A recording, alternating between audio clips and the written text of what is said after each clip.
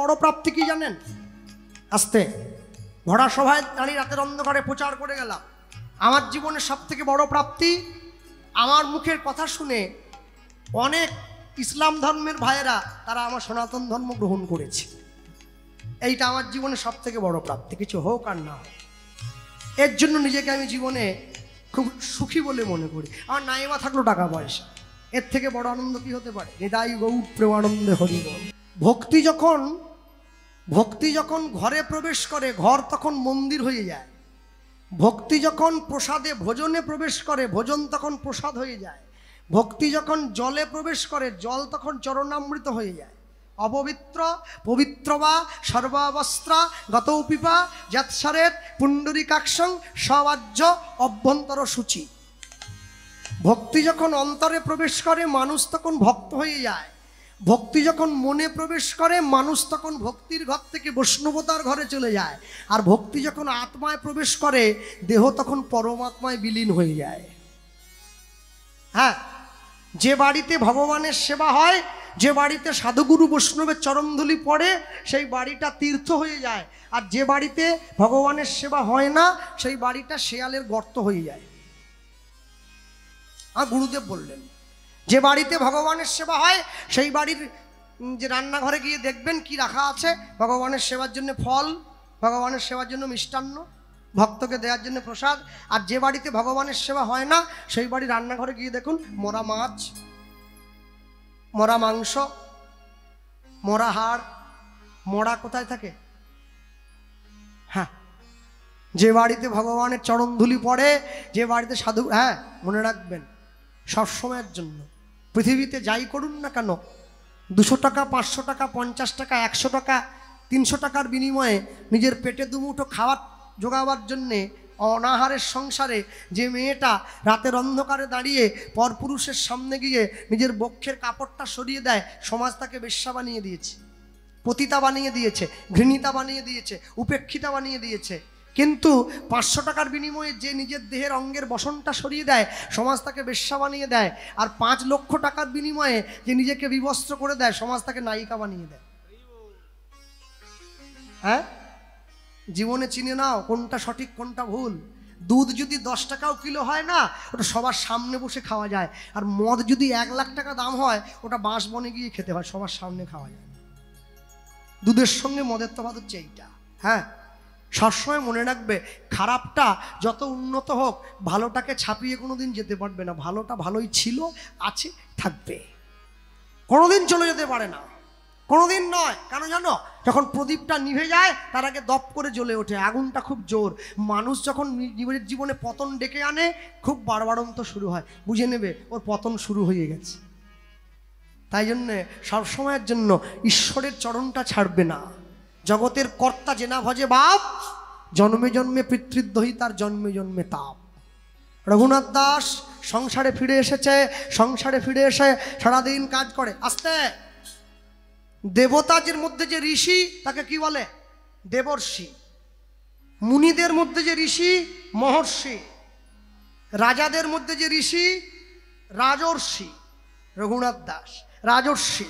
10 5 মিলি নিজ দুয়ারে বসিয়া কীর্তন করিবে সবে হাতে তালি দিয়া। ভক্তমণ্ডলী, ভক্তিমতী মায়েরা যারা আজকে বসে এখানে হরিনাম শুনলেন, কীর্তন শুনে ঘরে ফিরে যাচ্ছেন, ঘরে ফিরে গিয়ে শুধু শুয়ে পড়বেন না, বাড়িতে গিয়ে যা শুনে যাচ্ছেন অন্তরের সঙ্গে পর্যালোচনা করবেন, কি শুনে গেলাম। হ্যাঁ, 100 কোটি টাকার সম্পত্তির মালিকের ছেলে, সে গিয়ে বৈষ্ণবের চরণে মাথা ঠোকায়, আর আমার জীবনের সমস্ত কিছু সহায় সম্বলহীন, আমার কিচ্ছু নেই, আমি কোনোদিন অহংকারে উঁচু মাথাটা তার চরণতলে নামিয়ে দেই নাই। এই বোধ যদি অন্তরে আসতে আনা যায়, তাহলে দেখবেন এক না একদিন ঠিক ঈশ্বরের কৃপা লাভ হবে। ঠিক রঘুনাথ দাস প্রত্যেক দিন 2000 বৈষ্ণবের চরণে প্রণাম জানিয়েছে, দণ্ডবত প্রণাম, কপাল ঠুকিয়ে, কপাল ঠুকিয়ে। বাড়ির ছেলে মেয়েরা সকালবেলা উঠে গুড মর্নিং বলুক আর না বলুক, জয়নিতাই বলতে যেন ভুল না করে, হরে কৃষ্ণ বলতে যেন ভুল না করে, রাধে রাধে বলতে যেন ভুল না করে। বাড়ির বড়দের পায়ে হাত দিয়ে প্রণাম করতে শেখাবে, আশীর্বাদ নিতে শেখাবে, তবেই তো জীবনের সর্বশ্রেষ্ঠ লক্ষ্য বস্তুটা তুমি অর্জন করতে পারবে। হ্যাঁ, কেন জানো? তুমি যদি জীবনে তোমার বাড়ির দুয়ারে একটা আম গাছ লাগাও, আমের ভাগ নেওয়ার জন্য সবাই আসবে। নিজের জীবনে যদি একটা পাপ গাছ লাগাও, কেউ ভাগ নেবে না, তোমাকে নিজেকে নিতে হবে। পাপ করলে রাশি রাশি, ভোগ করে কি মাসি পিসি, কেউ নেবে না। তোমার জীবনের কর্মফলের বোঝাটা তোমায় বাঁধতে হবে। কেন জানো? ঈশ্বরকে ছাড়া আমরা যে কত বড় অসহায়, করোনা এসে বারবার আমাদের বুঝিয়ে দিয়ে চলে গেছে। হ্যাঁ, তারপরেও কিন্তু আমরা অবলীলায় ঘুরে বেড়াচ্ছি। যখন হাত ধরেছে, ছেলে বাবার হাত ধরে মন্দিরে ঢুকতে গেল, মন্দিরের বাইরে পাথরের সিংহ হাঁ করে আছে। ছেলে বলছে, বাবা যেও না, পিছিয়ে এসো। কেন? সিংহ দেখছো না, যদি কামড় দেয়। বাবা বলে, দৌড় বোকা ছেলে, পাথরের সিংহ কামড়ায় নাকি? ছেলে বাবার হাত ধরে মন্দিরের মধ্যে গেছে, বাবাকে বলছে, ছেলে বলছে, বাবা কি করব? প্রণাম কর, ভগবান দাঁড়িয়ে আছে। ছেলে তখন বলছে, বাবা পাথরের সিংহ যদি না কামড়ায়, পাথরের ঠাকুর তাহলে আমাদের প্রণাম নেবে কি করে? পাথরের সিংহ যদি না কামড়ায়, তাহলে পাথরের ঠাকুর কি করে আমাদের মনের কথা শুনবে? বাবা বলছে, খোকা পাথরের সিংহ কামড়াবে না, কিন্তু ডাকার মতো ডাকলে পরে সে কি আর থাকতে পারে? হ্যাঁ, ঈশ্বর ডাকবে, তাকে ডাকবে তুমি। আর ডাকতে ডাকতে যেদিনকে তোমার ডাক গিয়ে তার চরণতলে পৌঁছে যাবে, তুমি দেখবে প্রহ্লাদের মতো সেদিনকে জীবের মায়া দেওয়ালটা ভঙ্গ করে নরসিংহ হয়ে এসে দাঁড়িয়েছে তোমাদের সামনে, মায়া পশুগুলোকে বধ করে তোমাকে নিজের কোলে জায়গা করে দেওয়ার জন্যে। জীবনে যাই করুন, ঈশ্বরের অনুকম্পা নিতে ভুলবেন না। আজকে থেকে তো বৃষ্টি হওয়ার কথা, মনে মনে ভয় পাচ্ছিলাম, যদি হয় আসরটা নষ্ট হয়ে যাবে, নষ্ট হয়ে যাবে। যাক, দেখেছ তার ইচ্ছায় হলো না, হলো না। তবে আমারও ভাগ্য ভালো বলতে হবে, তোমাদের চরণধুলি মাথায় পেয়েছি। এটা কম বড় ভাগ্য নাকি?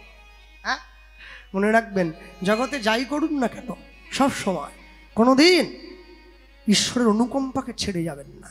হাত তুলুন তো, কারা কারা পুরী গিয়েছেন দেখি একটু।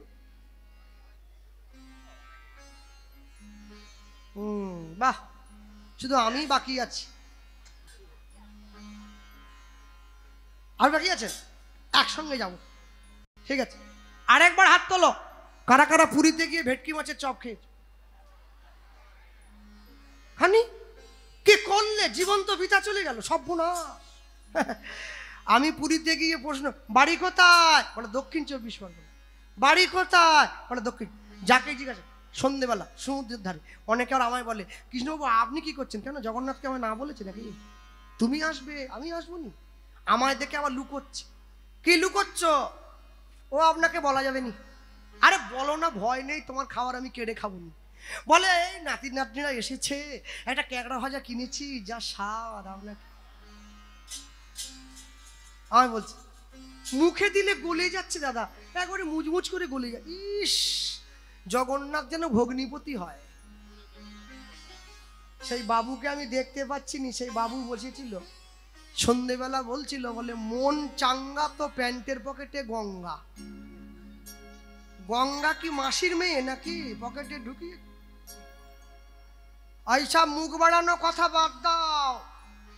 লোক বলে মন যদি ঠিক থাকে না, তুলসীর মালা ফালা সব কিচ্ছু করতে হয়নি সব।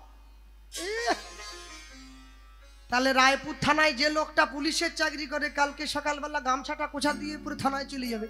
বড়বাবু বলে, কে আবার তার পোশাক নেই কেন? বলে, স্যার মন যদি পুলিশ থাকে না, পোশাক। মানুষ কত শর্টে ভগবানকে নামিয়ে নে।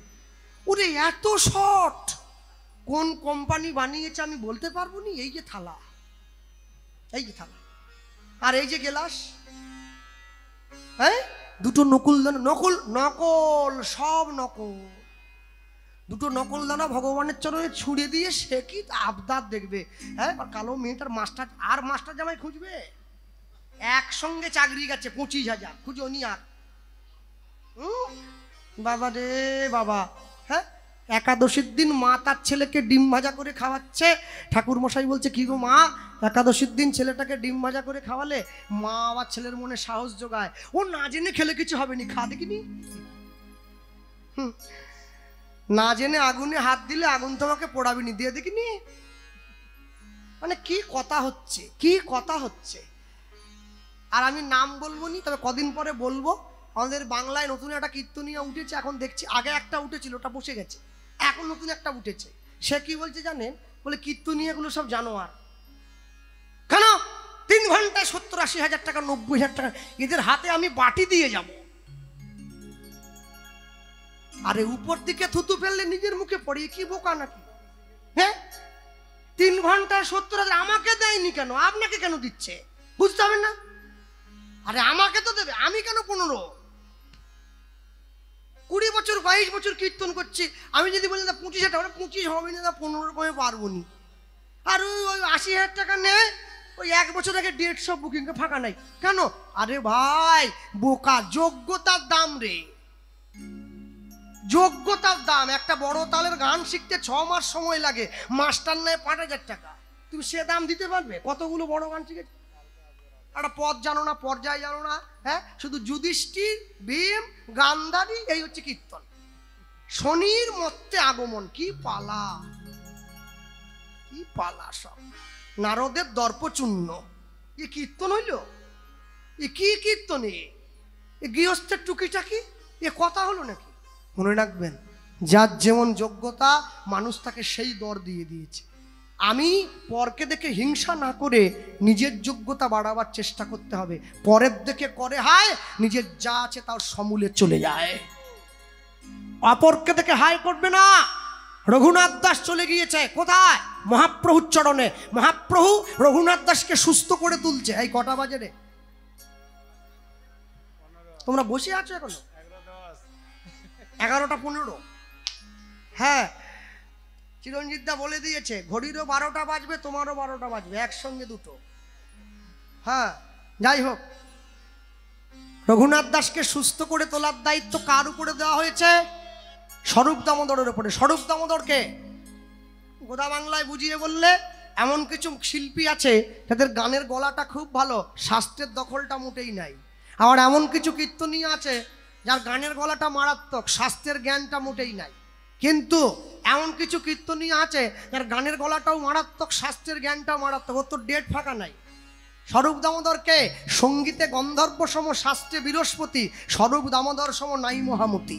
মনে রাখবেন, সংসারে প্রকৃত সাধু যে গেরুয়া পোশাক পরে, বড় দাড়ি রাখে, বড় জটা রাখে, সংসার ত্যাগী সাধু কোনোদিন 5 বাড়ির বেশি ভিক্ষা করে না। যে প্রকৃত বৈষ্ণব হয়েছে, ডোর কৌপিন বহির্বাস পড়ে, সংসার ত্যাগী বৈষ্ণব, প্রকৃত বৈষ্ণব কোনোদিন 11টা বাড়ির বেশি ভিক্ষা করে না। যে প্রকৃত ভক্ত হয়েছে, বাড়িতে স্ত্রী পুত্র আছে কিন্তু ভগবানকে সেবা দিয়ে তারপরে প্রসাদ পায়, প্রকৃত ভক্ত কোনোদিন 21টা বাড়ির বেশি ভিক্ষা করে না। কিন্তু আমার মতো ভিখারি একদিনে 3 পালা গান হলেও করতে ছাড়ে না, সকালে একটা, দুপুরে একটা, রাতে একটা। করিনি বলছি আর কি। লোভে পাপ, পাপে মৃত্যু। জগতে লোভের পরিমাণ যার যত বেশি, তার জীবনে দুঃখও তত বেশি। যার জীবনে লোভ যত কম, দুঃখও তত কম। রাজামশাই প্রত্যেক দিন বাড়ির 3 তলার ছাদ থেকে তাকিয়ে দেখে, আমার বাড়ির একদম গ্রামের শেষ মাথায় একটা মুচি থাকে, ওর তো বড় বাড়ি নয়, খড়ের চালের ঘর, ও কি সুন্দর রাত্রেবেলা পান্তা আলু ভাতে খেয়ে নিশ্চিন্তে ঘুমোচ্ছে। আর আমি 3 তলায় থাকি, এত বড় রাজা আমি, আমার ঘুম নেই। রানীকে গিয়ে বলছে, রানী কি করলে ঘুমোতে পারবো? রানী বলছে, 7 দিনের জন্য তোমার সম্পত্তি মুচির নামে করে দাও। রাজা মুচিকে ডেকে নিজের সম্পত্তি মুচির নামে করে দিয়েছে। আশ্চর্য কি বলুন তো, মুচি জেগে আছে, রাজা ঘুমোচ্ছে। মুচি ভাবছে, আমার এই সম্পত্তি, এই বুঝি পুকুরের মাছ চুরি হয়ে গেল, এই নারকেল গাছে কেউ নারকেল পেড়ে নিয়ে গেল, এই সোনার টাকা, এই গরুর দুধ কেউ চুরি করে নিয়ে, সম্পত্তি বেড়েছে। আর রাজা ভাবছে, আমার তো কিচ্ছু নাই, আমি ঘুমোবো। যত তালা বাড়াবে জ্বালা বেড়ে যাবে। 1 তলায় একটু জ্বালা, 2 তলায় আর একটু জ্বালা, 3 তলায় আর একটু, 4 তলায় তো বিরাট জ্বালা। ওরে বাবা, যতই থাকো 20 তলায়, মরতে হবে বিষের জ্বালায়, আসতে হবে নিচের তলায়, যেতে হবে হরির তলায়, তারপরে বলো হরি হরি বল। এত সোজা নাকি? হ্যাঁ, বর্তমান দিনের সমাজ ব্যবস্থায় দাঁড়িয়ে যাদের হাতে বৈষয়িক ক্ষমতা প্রচণ্ড পরিমাণে আছে, তারা তো সাধুগুরু বৈষ্ণব কেউ নিন্দা করতে ছাড়ছে না। ভরা সভায় দাঁড়িয়ে হাতে মাইক একটা নিয়ে মঠ মন্দিরে সাধু সন্ন্যাসীদের নামে অনেক কটু কথা বলে দিচ্ছে। মনে রাখবেন, আজকে যে ক্ষমতার বলে আপনি সাধুগুরু বৈষ্ণবের নিন্দা করছেন, যেদিনকে আপনার এই ক্ষমতাটা থাকবে না, চলে যাবে, সেদিনকে কিন্তু আপনাকে এই সাধুদের সামনে গিয়েই দাঁড়াতে হবে। কেন জানেন? সবাই কিন্তু টাকায় বিক্রি হয় না, কেউ ভালোবাসায় বিক্রি হয়। হাতের 5টা আঙুলকে সমান করবেন নাকি? তাহলে তো দ্রোণাচার্য গিয়ে একলব্যর কাছ থেকে বুড়ো আঙুলটা না চেয়ে কোড়ে আঙুলটা চাইতো, যে কোড়ে আঙুলটা দাও। বুড়ো আঙুলটা চেয়েছিল কেন? যাতে একলব্য কোনো দিন তীর চালাতে না পারে। কেন? একলব্য তীর ধরতে পারলে অর্জুন আর জগতের শ্রেষ্ঠ ধনুর্বিদ হতে পারবে না। আর যখনই তীর চালানোর শক্তিটা কেড়ে নিয়েছে, একলব্যর চোখে জল এসেছে। ভগবান কৃষ্ণ গিয়ে একলব্যকে আশীর্বাদ করেছিল, কুরুক্ষেত্রের যুদ্ধে এমন একটা সময় আসবে যেদিনকে অর্জুন যত বড় ধনুর্বিদ হোক, তোমার কাছে আসতে হবে অর্জুনকে শিক্ষা গ্রহণের জন্য। তুমি উপদেশ পরামর্শ না দিলে অর্জুন কুরুক্ষেত্রের যুদ্ধে জেতা তো দূরে থাক, যুদ্ধক্ষেত্র থেকে ল্যাজ গুটিয়ে ছুটে পালিয়ে যেতে বাধ্য হবে। রাতের অন্ধকারে অর্জুন ছুটে গিয়েছে কবে জানেন? যেদিন পিতামহ ভীষ্মকে মারার জন্য কেউ ছিল না, সবাইকে পরাজিত করে দিচ্ছে পিতামহ ভীষ্ম। অর্জুন ছুটে গেছে, ভগবান কৃষ্ণকে বলছে, সখা কোথায় যাব? বলে, মনে করিয়ে দিয়েছিলাম একলব্যের মতো একটা ছোট জাতের কাছে যাও, সে তোমাকে উপদেশ দেবে। একলব্যর কাছে গিয়ে অর্জুন গিয়ে যখন দাঁড়িয়েছে, বলছে, আপনি তো পৃথিবীর শ্রেষ্ঠ ধনুর্বিদ, আমি আপনাকে কি শিক্ষা দেবো? অর্জুন ছুটে গিয়ে একলব্যর পা দুটো জড়িয়ে ধরেছে। আমি জগতে যতই বড় লক্ষ্যভেদ করে থাকি না কেন, আমার থেকে বড় লক্ষ্যভেদ তুমি করেছ। কেন জানো? এই কারণে তুমি লক্ষ্যটা ভেদ করেছ, তুমি তো আমার গুরুদেবকে কিনে নিয়েছ। এর থেকে বড় লক্ষ্য কিছু আছে নাকি? হ্যাঁ, শোনো, লক্ষ্য শূন্য লক্ষ্য বাসনা ছুটিছে গভীর আধারে, জানি না কখন ডুবে যাবে কোন অকুল গরল পাথারে। প্রভু বিশ্ব বিপদ হন্তা, দাঁড়াও রুধিয়া পন্থা, তব শ্রীচরণ তলে নিয়ে এসো মোর, মোহ বাসনা ঘুচায়ে মলিন মর্ম মুছায়ে। এই যে পিছন দিকে বসে যে মানুষটা করতাল বাজাচ্ছে, এনার কাছে আমি কীর্তন শিখি, এনে আমার কীর্তনের গুরুদেব হন। এনার আগে আমি যার কাছে কীর্তন শিখতাম তাকে আপনারা অনেকে চেনেন, সবাই চেনেন। তিনি হচ্ছেন আমাদের এই সারা বাংলার একজন সুনামধন্য কীর্তনিয়া, মাননীয় শ্রীযুক্ত গৌরাঙ্গ সুন্দর চক্রবর্তী মহাশয়, হাওড়া জেলা বাগনান। তার পূর্বে আমি আমাদের গ্রামের বা আমাদের আশেপাশের যারা গুরুবর্গরা রয়েছেন, আরও অনেকের কাছে শিক্ষা গ্রহণ করেছি। এখন আমি এনার কাছে শিক্ষা গ্রহণ করছি। ইনি শুধু আমার গুরুদেব নন, এই সারা পশ্চিম বাংলার কীর্তন সাম্রাজ্ঞী মাননীয় শ্রীমতী চৈতালি চট্টরাজ মহাশয়া, ইনি তারও গুরুদেব। তাকে 15 বছর বাড়িতে রেখে কীর্তন শিখিয়েছিলেন, এখন আমায় নিয়ে পড়েছেন। হ্যাঁ, যাক, তা আমার লক্ষ্যটাও তো ভেদ হওয়া চাই নাকি? শুধু মাছের কাঁটায় তীর ঢুকিয়ে দিলে হবে? গুরুদেবের চরণে দিতে হবে না? একলব্য অর্জুনের কাছে বসে অর্জুনকে বিদ্যাটা শিক্ষা দিয়ে দিল। অর্জুন, পিতামহ ভীষ্মের প্রতিজ্ঞা করেছে কোনো নারী জাতির সামনে অস্ত্র তুলবে না। আগামীকাল যখন যুদ্ধ হবে, তুমি শিখণ্ডীকে এনে দাঁড় করিয়ে দেবে তোমার রথের সম্মুখে। শিখণ্ডী পূর্বজীবনের নারী ছিল, শিখণ্ডীকে দেখলে পিতামহ ভীষ্ম অস্ত্র ত্যাগ করবে, আর তুমি সেই সময় পিতামহ ভীষ্মকে পরাজিত করে বধ করবে। অর্জুন ছুটে গিয়ে একলব্যর পায়ে হাত দিয়ে প্রণাম করেছে। কৃষ্ণ বলছে, রাতের অন্ধকারে করলে, দিনের আলোয় করলে না কেন? অর্জুন বলে, আমি যে ব্রাহ্মণ, আমার সম্মান চলে যাবে, কিন্তু যার চরণে সম্মানটা দেওয়ার তাকেই আমি ঠিক দিয়ে গেলাম। সবসময় মনে রাখবে, এই অর্জুন ভগবান শ্রীকৃষ্ণের কাছে গিয়ে যা চেয়েছিল সেইটা একটুখানি জিনিস নয়। অর্জুন যে বংশে জন্ম নিয়েছে সেই বংশটা যে সে বংশ নয়। অর্জুন যে বংশে জন্ম নিয়েছিল সেই বংশের প্রথম পুরুষ ভগবান শ্রী বিষ্ণু।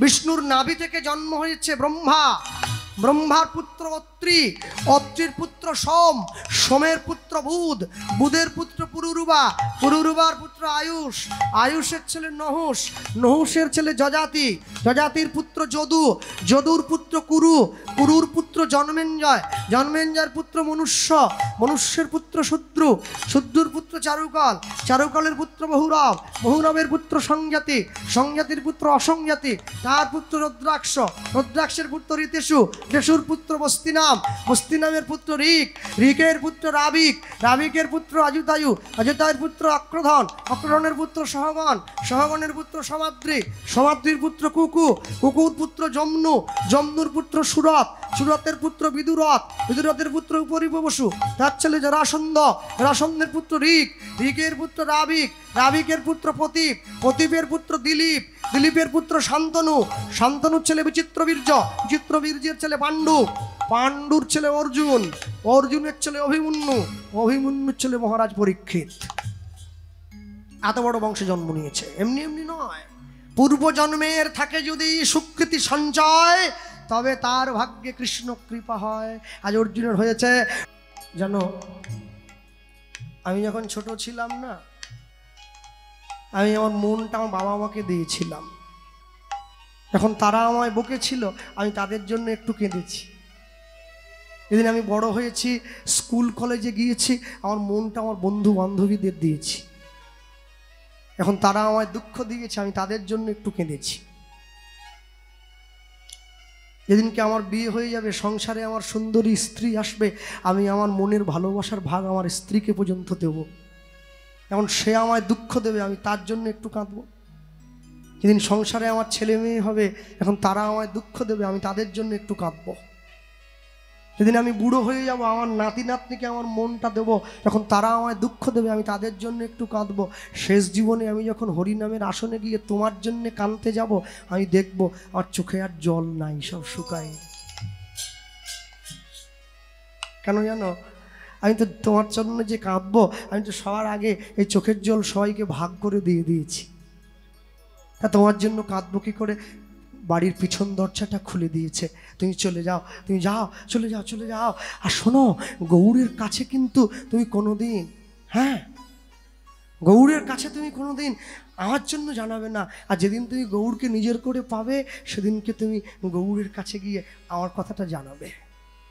হ্যাঁ, আমাদের 8-10 দিন আগে এই নদিয়ায় কীর্তন ছিল, বাদকুল্লা বলে একটা জায়গায়। হ্যাঁ, আপনারা যে শ্রোতা বসেছেন, এর 10 গুণ শ্রোতা, 5 থেকে 6 হাজার শ্রোতা। আশ্চর্য কি জানেন? যখন নদিয়ার লোকেরা কাঁদতে শুরু করে না, কীর্তন বন্ধ করে দিতে হয়। কোনো টুং টাং টিক টাক ঢিপ ঢাপ কিছু চলবে না, সব বন্ধ। হ্যাঁ, আর এজন্যই তারা নদিয়ার লোক, আর এজন্যই তারা গৌড় প্রেমী, তাদের অন্তরে সবসময় পূর্ণ, তারা গৌড়কে কাছ থেকে পেয়েছে। এটাই হচ্ছে নদিয়ার সঙ্গে বাকি সব জেলার তফাৎ। তফাৎটা কি জানেন? নদিয়ার লোক গৌড়কে মনে বসিয়েছে, আর আমরা শুধু দেহে বসিয়েছি, মনে বসাতে পারি নাই। এটাই হচ্ছে আমাদের সঙ্গে তাদের তফাৎ। নদিয়ার দিকে কীর্তনে গেলে, যে কীর্তনিয়া কানতে না পারে, মানে তুমি গান জানো না, তুমি কানতে জানো না, তুমি কি গান জানো? হ্যাঁ, আগে কানতে শেখো, ভগবানের জন্য চোখের জল ফেলতে শেখো, তবে তো বুঝবে ঈশ্বরের কৃপালে সবে তো যাহারে, সেই তো ঈশ্বর তত্ত্ব বর্ণিবারে পারে। হ্যাঁ, নিজেকে সমর্পণ করে দিয়েছে হরিদাস ঠাকুরের চরণে রঘুনাথ দাস, আর যেই সেই চরণে সঁপে দিয়েছে, হরিদাস ঠাকুর রঘুনাথ দাসকে আশীর্বাদ করে নিজের ঘরে ফিরে চলে গেল। আর যেদিন থেকে হরিদাস ঠাকুর ফিরে চলে গেছে, সেদিন থেকে রঘুনাথের মনটা বড় আনচান হয়ে গেছে, আর সংসারে মন বসে না। কেন? আর মন বসে না, মনটা বড় উচাটন। পড়াশুনো শেষ করে, শিক্ষা শেষ করে রঘুনাথ দাস নিজের ঘরে ফিরে এসেছে। এই যে মায়েরা বসে আছেন, প্রত্যেক দিন রান্না করেন, রান্নাতে এমন একটা জিনিস আপনারা মিশিয়ে দেন, যে জিনিসটা কারোর সঙ্গে মেশে না, কিন্তু সেটা রান্নায় না দিলে রান্নার স্বাদ হয় না। এটাকে তেজপাতা বলে বলে। তেজপাতা কোনোদিন কারোর সঙ্গে মেশে না, ও আলাদাই থেকে যায়। এখন তুমি রান্নার মধ্যে তেজপাতাটা দিচ্ছিলে, তোমাকে ও তেজপাতাটা শিক্ষা দিল কি জানো? তুমি সংসারে থাকবে, কিন্তু কারোর সঙ্গে নিজেকে মেশাবে না। যেদিন তোমার তার চরণে জ্বলে যাওয়ার ডাক এসে যাবে না, তুমি সবাইকে ছেড়ে দিয়ে যেন তার চরণে চলে যেতে পারো। হ্যাঁ, তবেই তো তোমার জীবন। সারা জীবন শুধু ভূত খাওয়ালে রেঁধে, ছেলে মেয়ে জামাই পরিবার শাশুড়ি দেওর ভাসুর ননদ, যেদিনকে তোমার হাতের রান্না গোবিন্দ সেবায় লাগবে, মহাপ্রভুর সেবায় লাগবে, সেদিন তুমি বুঝবে তুমি রান্না শিখতে পেরেছ। তা না হলে তুমি কেমন রাঁধুনি হলে? হাতের রান্না ভগবানের সেবায় যদি না লাগে। আজকে কীর্তন শোনার শক্তি আছে, তুমি ঘরে গিয়ে শুয়ে পড়লে একদিনকে শুনতে চাইবে, শোনার মতো শক্তি থাকবে না, সেদিনকে কি করবে? সেদিন তুমি কি করবে? এমনও মানুষ আছে যে দুপুরবেলা খেয়ে গিয়ে বিছানায় গিয়ে শুয়েছে, ঘুমের মধ্যে প্রাণটা বেরিয়ে গেছে। আর এমনও মানুষ আছে যে 10 বছর বিছানায় পড়ে আছে, পায়খানা পেচ্ছাপ করে গায়ে মেখে নিচ্ছে, মরতে চায় কিন্তু মরে না, সেটাও একটা জীবন। তাই এই জীবনের কি দাম আছে? এই জীবনের কি দাম আছে বলো? যে জীবন থেকে তুমি কিছু শিখতে পারবে না। মনে রাখবে সবসময়ের জন্য, জগতে যাই কিছু করুন না কেন, দিনের শেষে একটি বার ঘরের দরজাটা বন্ধ করে দিয়ে না ভগবানের ঘরে গিয়ে তার চরণে 2 ফোঁটার চোখের জল দেবেন। কেন জানেন? যেদিনকে আপনার চলে যাওয়ার সময় হবে, সবাই আপনার থেকে মুখ ফিরিয়ে নিলেও সে কিন্তু আপনার সম্মুখে থাকবে। ওটাই তো পাথেয়, ওটাই তো পাথেয়। প্রত্যেক দিন কুরুক্ষেত্রের যুদ্ধের শেষে যখন ভগবান শ্রী গোবিন্দ রথ থেকে নেমে চলে যায়, অর্জুন দেখছে ভগবান নিজের উত্তরীয়টা রথের উপরে রেখে দিয়ে নেমে যাচ্ছে। 1 দিন 2 দিন 3 দিন, আজকে অর্জুন গিয়ে গোবিন্দকে প্রশ্ন করছে, সখা কৃষ্ণ, এত দামি সোনা বসানো হিরে বসানো উত্তরীয়টা রথের উপরে রেখে দিয়ে আসো কেন? চুরি হয়ে যাওয়ার ভয় নেই? গোবিন্দ বলে, ওটা তুমি আজকে বুঝবে না অর্জুন, সেদিনকে যুদ্ধটা শেষ হবে সেদিন তোমায় বোঝাবো। সেদিন যুদ্ধ শেষ হয়ে গেল, অর্জুন লক্ষ্য রেখেছে আজকে ভগবান উত্তরীয়টা কাঁধের মধ্যে করেই নেমে গেছে, রথের মধ্যে নিয়ে আর রেখে আসেনি। অর্জুন কিছুটা দূরে চলে যাওয়ার পরে পিছন ঘুরে দেখছে অর্জুনের সোনার রথটা দাউ দাউ করে জ্বলে পুড়ে ছাই হয়ে যাচ্ছে। অর্জুন ছুটে গিয়ে সখা কৃষ্ণের সামনে দাঁড়িয়ে বলছে, সখা ওই দেখো আমার রথটা জ্বলে যাচ্ছে। কৃষ্ণ বলে, এখনো বুঝলে না কেন উত্তরীয় রেখে নামতাম? অর্জুনের রথের সারথি যেমন তিনি, আমাদের জীবন রথের সারথিও তিনি। আত্মারূপী উত্তরীয়টা প্রত্যেকের অন্তরে রেখে দিয়ে ভগবান চলে গেছে ঘর থেকে। সেদিনকে উত্তরীয়টা সরিয়ে নেবে, এত সুন্দর দেহটাও শ্মশানে পুড়িয়ে আগুনে পুড়িয়ে ছাই করে দিতে হবে। লোকে বলে প্যাকাল মাছ পাকে থাকে, তার গায়ে পাক লাগে না। শোনো, প্যাকাল মাছের মতো চামড়া তৈরি করতে গেলে ভজনের দরকার হয়, সাধন করতে হবে, ভজন করতে হবে। সাধুকার বাড়িতে কীর্তন শুনতে আসলাম, টমটম করে এত সুন্দর প্রসাদ দিচ্ছে, খাওয়া দিচ্ছে, খেলাম, ঘরে গিয়ে পাখা চালিয়ে শুয়ে পড়লাম, ভজন হয়ে গেল? এত সহজ না। দিল্লি অনেক দূর যেতে হয়, সামনে নাকি? এত সহজ নয়, অনেকটা কষ্ট করতে হয়, অনেকটা যন্ত্রণা সহ্য করতে হয়। 80 লক্ষ জনই ভ্রমণ করে 4 লক্ষ বার মানব জন্ম পেয়েছ। স্থাবর 20 লক্ষঞ্চ নবলক্ষঞ্চ জলজা, কৃমিনাং রুদ্র লক্ষঞ্চ 10 লক্ষঞ্চ অন্ডজা, পশুর নাঞ্চ 30 লক্ষ লক্ষঞ্চ মানবা। 80 লক্ষ জনই ভ্রমণ করে 4 লক্ষ বার মানব জন্ম। জীবনের সঠিক মূল্যায়ন করতে শেখো, তাহলে জীবন থেকে তোমাকে পিছিয়ে পড়তে হবে ভাই। রামকৃষ্ণ পরমহংসদেব গিরিশ ঘোষকে বলেছিলেন, গিরিশ, জীবনে কলা গাছ হোসনি বাবা, হলে একটা বট গাছ হোস। কেন জানিস? বট গাছ হলে সকলে তোর ছায়ায় গিয়ে আশ্রয় পাবে, বহু মানুষকে আশ্রয় দিতে পারবি। কলা গাছের ছায়ায় কোনোদিন কেউ আশ্রয় পায় না রে। তাই জীবনে যদি চান, পয়সা দেবে মা, দাও। তাই জীবনে যদি চান, জীবনের প্রকৃত সার সত্যটাকে বুঝে নিতে হবে, জীবনের প্রকৃত অর্থটাকে মূল্যায়ন করবেন নিজের জীবনের সঙ্গে বসিয়ে। আর তা যদি মূল্যায়ন করতে না পারেন, জীবন থেকে আপনি কিছু কোনোদিনও লাভ করতে পারবেন না। হ্যাঁ, রঘুনাথ দাস সংসারে ফিরে এসেছে। আয়ন সংসারে ফিরে এসেছে। ফিরে আসার পর সকলে মিলে রঘুনাথ দাসের দিকে তাকিয়ে দেখছে ছেলেটার মনটা বড় আনচান হয়েছে। আর মনটা যখন আনচান হয়ে গেছে, আর ওই আনচান মনটাকে শান্ত করার জন্যে বাড়ির সকলে মিলে জমিদারের কাছে গিয়ে পরামর্শ করছে, জমিদার মশাই, রঘুনাথ দাসকে এই চঞ্চল মনটা ছেলেটা শান্ত হয়ে গেল, কি করে ঘরে মুখী করা যায়, সংসারমুখী করা যায়। এখন এ প্রশ্ন করেছে, প্রশ্ন করা মাত্র জমিদার মশাই বলে উঠছে, তোমরা একটা সিদ্ধান্ত দাও কি হবে। এখনই বলল, সঙ্গে সঙ্গে বলে উঠছে, রঘুনাথ দাসকে একটা বিয়ে দেওয়া যায় না? বিয়ে দিয়ে দিলে নিজের স্ত্রীর মুখ দেখলে চঞ্চল মনটা শান্ত হয়ে ঘরে থেকে যাবে। বাড়ির বাবা জ্যাঠা সবসময় তারা উকি বাড়ায়, ইশারা ইঙ্গিত করে, তাকিয়ে দেখে রঘুনাথ ঘরের দরজায় বসে সব সময় একটাই কথা উচ্চারণ করতে থাকে, আমি কবে গৌড়ের চরণে যাব, কবে গৌড়ের চরণ পাবো। কাছে এসে দাঁড়িয়েছে। রঘুনাথ দাসের জন্য সমাজে চারদিকে খবর দিয়ে দেওয়া হলো, একটা মেয়ে দেখো, রঘুনাথ দাসের জন্য উপযুক্ত পাত্রী চাই। পাত্রী কোথায় পাওয়া যাবে? রঘুনাথ দাসের উপযুক্ত পাত্রী এখানে সেখানে পাওয়া যাবে না, জমিদার বাড়ির ছেলের বৌমা হবে। রঘুনাথ দাসের গৃহে প্রত্যেক দিন একটি মেয়ে আসতো রঘুনাথ দাসের সংসারে, রঘুনাথ দাসের ঘরটা পরিষ্কার করার জন্যে। যে মেয়েটির নাম ছিল রেবতী দাস। আজকে জমিদার মশাই দেখেই চিনতে পেরে গেছে, ছুটে গিয়ে রেবতীর সম্মুখে দাঁড়িয়ে বলে উঠছে, রেবতী, তোমার একটা মেয়ে আছে না? আগে জমিদার মশাই, আছে তো। বিয়ের বয়স হয়েছে? আগে হয়েছে। মেয়েটার বিয়ে দেবে? হ্যাঁ, বিয়ে দেবো তো। শোনো, তুমি কালকে সকালবেলায় সংসারে থাকবে, তুমি ঘরে থাকবে, আমরা দুই ভাই তোমার ঘরে যাব। পরের দিন সকালবেলা দুইজন মিলে, দুই জমিদার সোনার পালকিতে চড়ে রঘুনাথ দাসের বিবাহের জন্য রেবতী দাসের ঘরের দরজায় গিয়ে দাঁড়িয়েছে। দরজাটা খুলে দিয়েছে, রেবতী দাস দরজা খুলে বেরিয়ে এসেছে। জমিদার মশাইকে পাদ্য অর্ঘ্য দিল, বসতে জায়গা দিয়েছে। মনে রাখবেন, বড় লোকের বাড়িতে গরিব যদি আত্মীয় হয়ে যায়, বড় লোক খুশি হয় না, কিন্তু গরিবের বাড়িতে বড় লোক যদি আত্মীয় হয়ে যায়, গরিব বড্ড খুশি হয়। জমিদার মশাই এসেছে, আমার ঘরের দরজায় বসতে দিয়েছে, আর বসতে দিয়ে পাদ্য অর্ঘ্য দিল, পা ধোয়ার জল দিয়েছে। জমিদার মশাই, কিছু বলবেন? আমার ঘরে এসেছেন। হ্যাঁ বলবো। ছুটে গিয়ে রেবতীর সামনে হাত জোড়ো করে দাঁড়িয়েছে। রেবতী, একটা কথা বলার জন্য তোমার সম্মুখে ছুটে এসেছি। হ্যাঁ বলুন না। বলছিলাম কি, তোমার যে মেয়েটি আছে, মেয়েটাকে যদি আমরা আমাদের বাড়ির পুত্রবধূ করে নিয়ে যেতে চাই, এতে কি তোমার আপত্তি আছে? যেই অনুরোধটা জানিয়েছে, দরজার আড়ালে দাঁড়িয়ে থাকা সেই সুন্দরী মেয়েটির চোখে জল এসেছে। অনেক সৌভাগ্য করেছে, রঘুনাথ দাসের মতো এহেন মানুষকে নিজের স্বামী হিসাবে পাবে। ছুটে এসে জমিদার মশাইয়ের পা দুটো জড়িয়ে ধরেছে। এ আপনি কি বলছেন? আপনার মতো জমিদারের ঘরে, এত উঁচু ঘরে আমি যাব সংসারে? জমিদারের ঘরণী হয়ে? হ্যাঁ মা, তোমাকে আমাদের বড্ড পছন্দ হয়েছে, তুমি কথা দাও আমাদের ঘরে যাবে, আমাদের ছেলের পুত্রবধূ হয়ে যাবে। হ্যাঁ যাব, কথা দিলাম। শোনো, তোমাকে কিচ্ছু করতে হবে না, ঘর মুছতে হবে না, বাসন মাজতে হবে না, কাপড় কাচতে হবে না। তুই একটা কাজ করবে। কি কাজ করবে জানো? কি?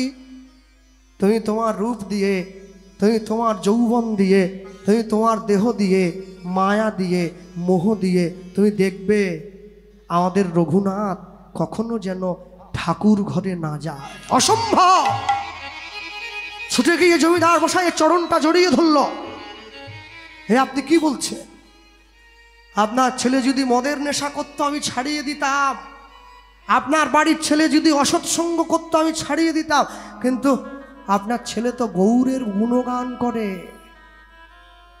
মদের নেশা, বিড়ির নেশা ধরলে কাউকে ছাড়ে, গৌর প্রেমের নেশা কাউকে যদি ধরে, তাকে কি রাখা যায় মায়ার সংসারে? এই পৃথিবীর কোনো শক্তি নাই তাকে সংসারে বাঁধিবারে পারে। মা, তুমি কিন্তু আমাদের কথা দিয়েছ, তুমি আমাদের ছেলেটাকে আগলে রাখবে সংসারে। আচ্ছা, মেয়েটা মনে মনে ভাবছে, যার সঙ্গে আমার বিয়ে হবে আমার স্বামী গৌর ভজন করে। আচ্ছা, আমি যদি ওই ছেলেটার গলায় মালা দেই, তাহলে আমার স্বামী যেদিন গৌর চরণে চলে যাবে, আমি কি আর বাকি থাকবো? আমিও তো যাব। হ্যাঁ, বাড়ির দরজায় গঙ্গা এসেছে, আজ ডুববো না তো কবে ডুববো? আমি মিছিমিছি কথা দিয়ে দেবো, আপনার ঘরণী হয়ে যাব, আপনার ছেলের স্ত্রী হয়ে যাব, কিন্তু রঘুনাথ দাসের সঙ্গে আমারও তো গৌরচরণে যাওয়ার পথটা পরিষ্কার হয়ে যাবে। কথা দিলাম, আমি যাব, আপনার সংসারে যাব, আপনার ঘরেই যাব। তবে হ্যাঁ, এটা কথা দিতে পারছি না ছেলেটাকে আটকে রাখতে পারবো কিনা, তবে চেষ্টা আমি করব। কি চেষ্টা? মনে মনে ভাবছে, যাতে ছেলেটা গৌরচরণে যেতে পারে, আমি সেই চেষ্টাটা করব। ভগবানের নাম শুনতে যেতে, ভগবানের নাম বলতে যেতে যে বাধা দেয়, তার মতো বড় মূর্খ তো জগতে দুটো হয় না। এত বড় বোকামোটা আমি করব না। জমিদার মশাই আশীর্বাদ করে দিয়ে ফিরে চলে গেল। শুভ দিন শুভক্ষণ, রঘুনাথ দাসের বিয়ে হবে। গোটা হুগলিবাসীকে নিমন্ত্রণ দিয়েছে, সকলে ছুটে এসেছে। আজু কি আনন্দের শোভা কহনে না যায়, আজু কি আনন্দের শোভা কহনে না যায়, নিতাই গৌর হরি বল। আজু কি আনন্দের শোভা কহনে না যায়, আজু কি আনন্দের শোভা কহনে না যায়। রঘুনাথের বিয়েতে আজ গ্রামবাসী ধায়, রঘুনাথের বিয়েতে আজ গ্রামবাসী ধায়, দেখো রঘুনাথের বিয়েতে গ্রামবাসী ধায়, রঘুনাথের বিয়েতে আজ গ্রামবাসী ধায়, বলো আজু কি আনন্দের শোভা কহনে না যায়, আজ কি আনন্দের শোভা কহনে না যায়, আজ কি আনন্দের শোভা কহনে না যায়।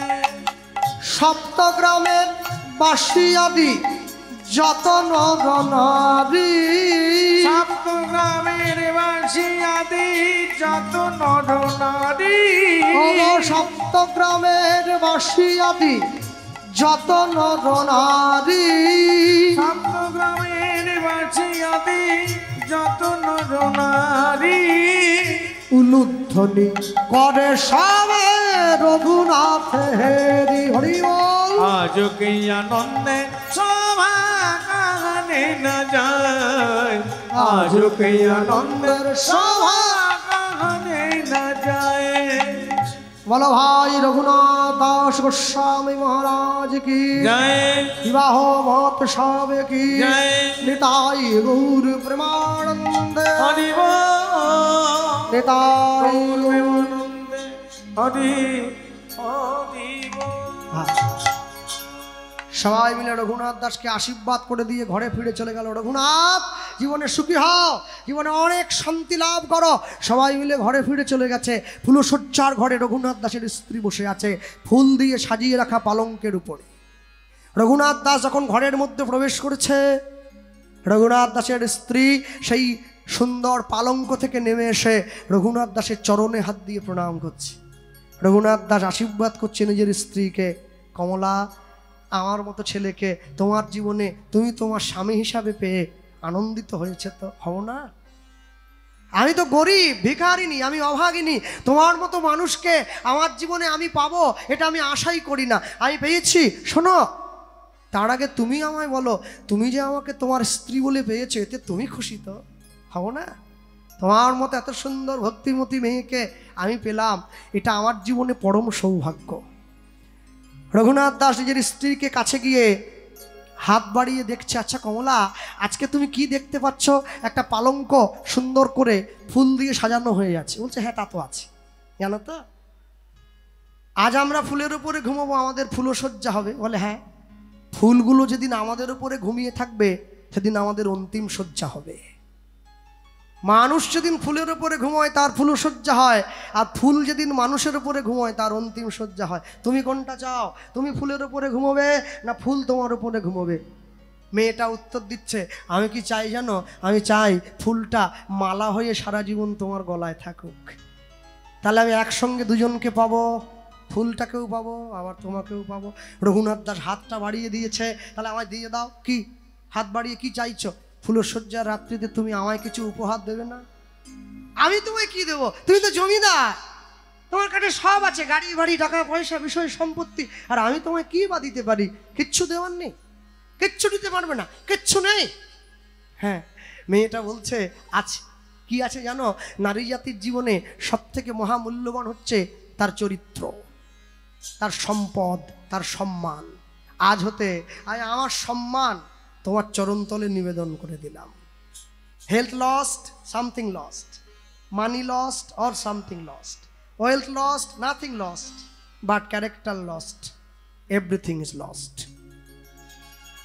রঘুনাথ দাসের চরণ ধরে নিজের স্ত্রী চরণটা জড়িয়ে ধরে নিজের সম্ভ্রমটা রঘুনাথের চরণে দিচ্ছে। আচ্ছা, যখন চরণটা জড়িয়ে ধরেছে, কি বলে চরণে সম্মানটা দেওয়া যায়? যদি আমরা বিশ্বকবি রবীন্দ্রনাথ ঠাকুরের ভাষা দিয়ে কথাটা বলি, মম জীবন যৌবন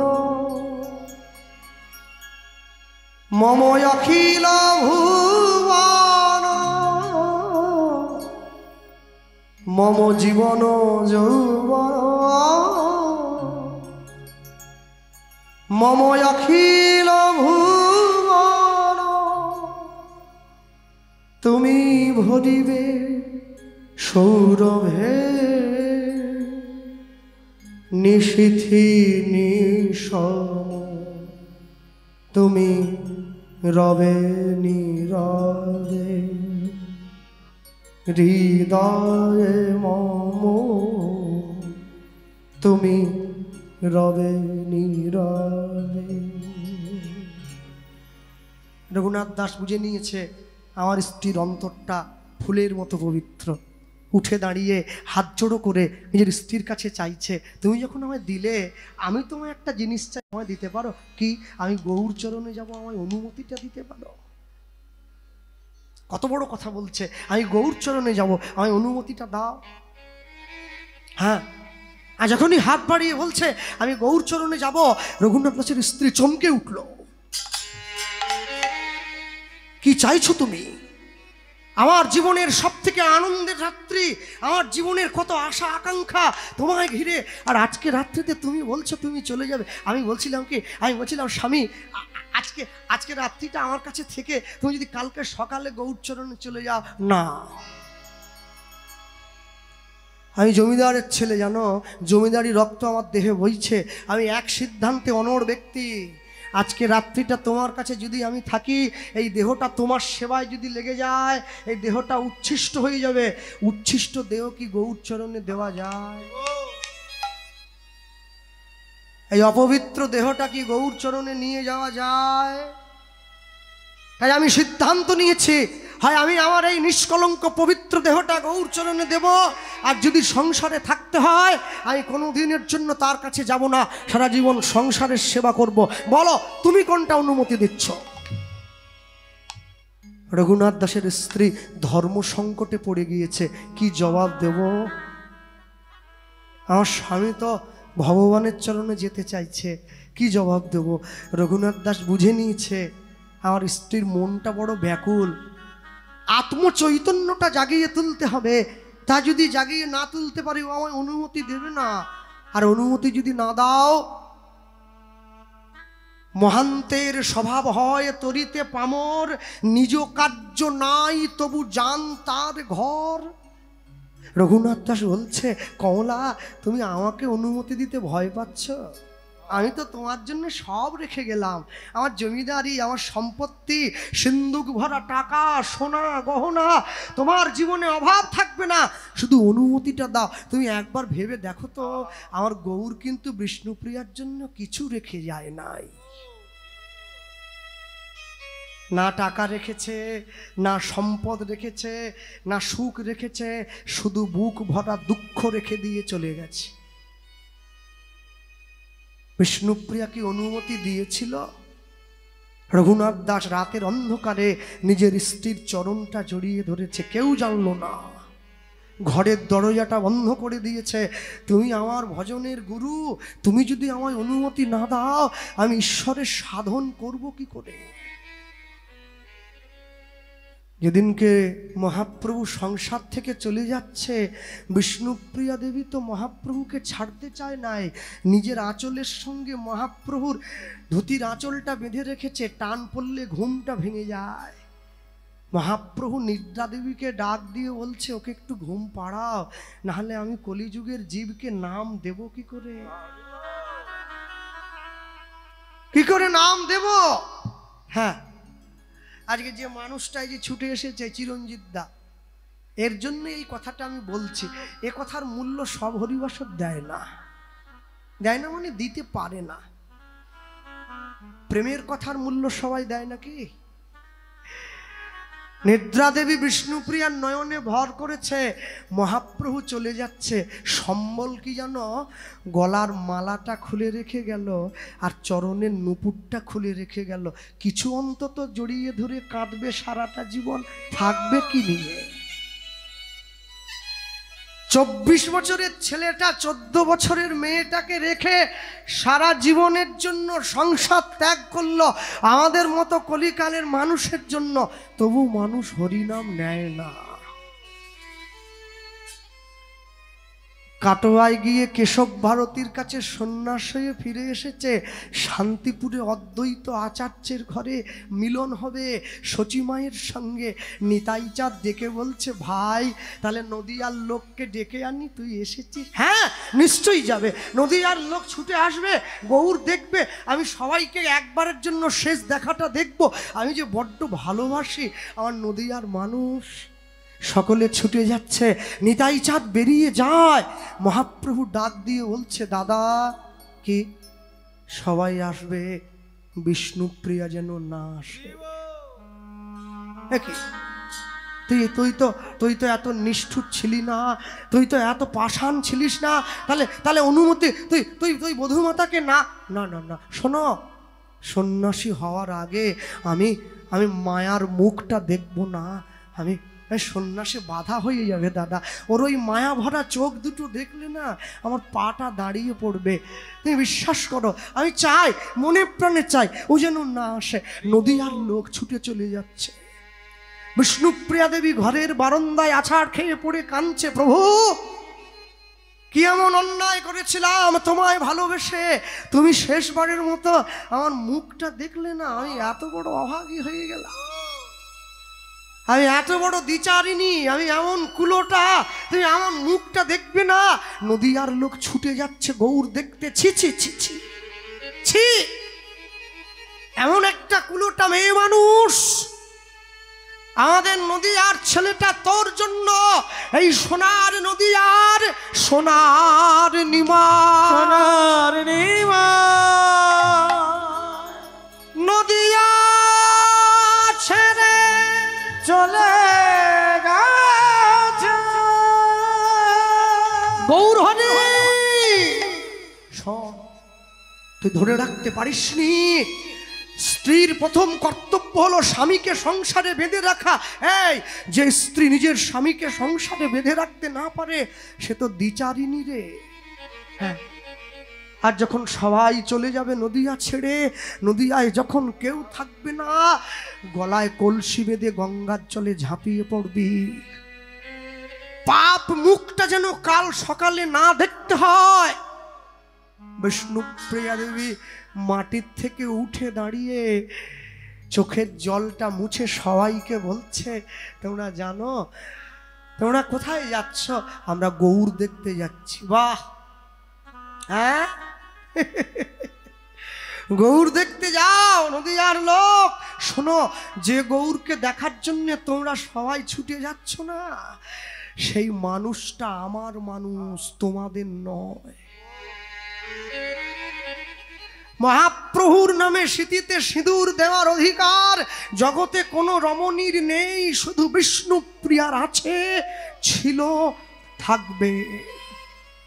সবাই ছুটে চলে যায় গৌর দেখতে। ঘরের দরজাটা বন্ধ করে দিয়ে মাটিতে পড়ে কাঁদছে, প্রভু তোমায় ভালোবেসে কি আমায় এই শাস্তি নিতে হলো?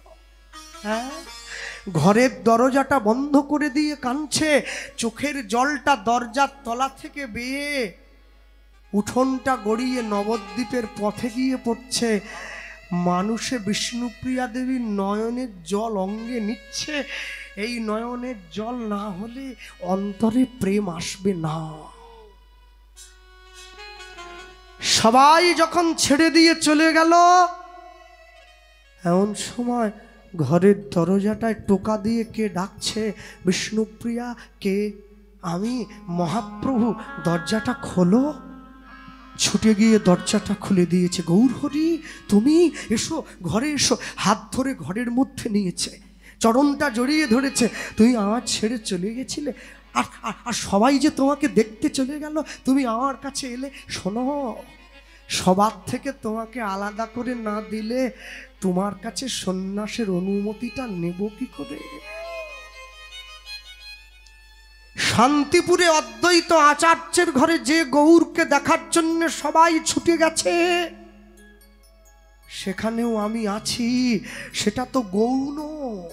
তোমার সম্মুখে যে গৌর দাঁড়িয়ে আছে সে তো মুখ্য। হাতটা বাড়িয়ে দিয়েছে, আমায় অনুমতি দাও, আমি সন্ন্যাসী হব। প্রভু চরণটা জড়িয়ে ধরেছে। অভাগিনী প্রায় কাঁদে, হায় হায়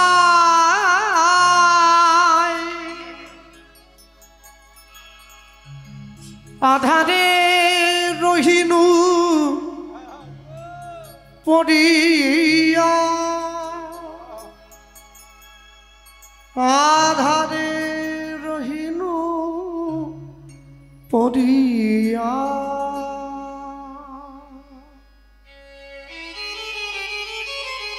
আমি বিষ্ণু প্রিয়া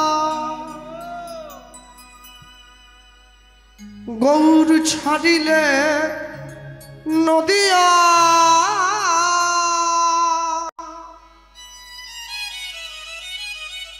ত্যাগ করিলে মোর হিয়া। দেখা দেখা দেখা দেখা দেখা দেখা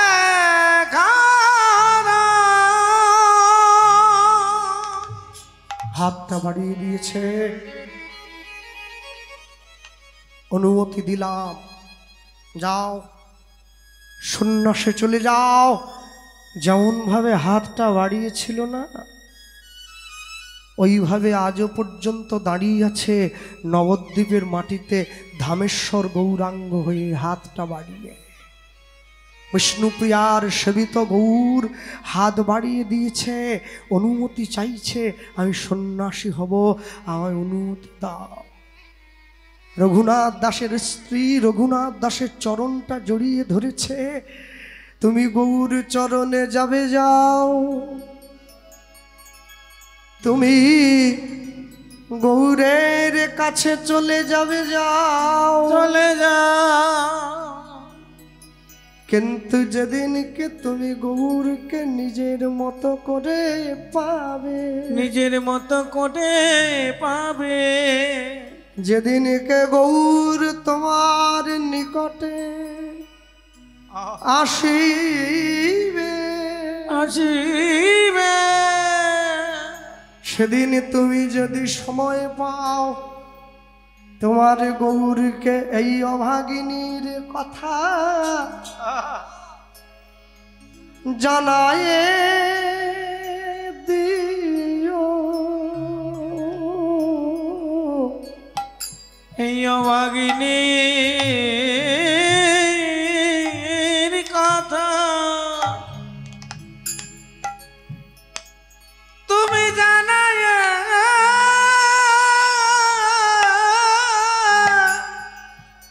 দিও।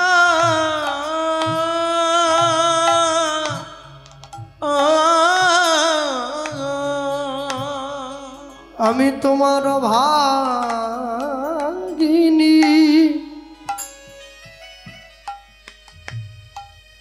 অভাগিনী স্ত্রী সংসারে পড়ে রইলাম। এই অভাগিনীর কথা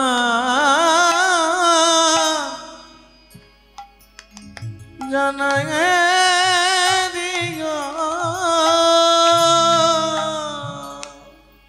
তোমার গৌর যেন শেষের দিনে চরণে আমায় আশ্রয় দেয় গো। এই অভাগিনীর কথা জানাগে দিগ আমার এই গোনাদি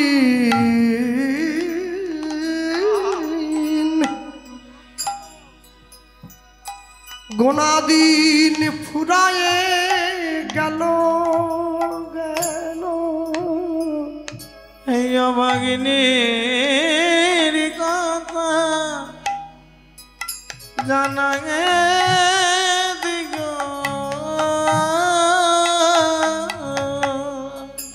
আমি তোমার এই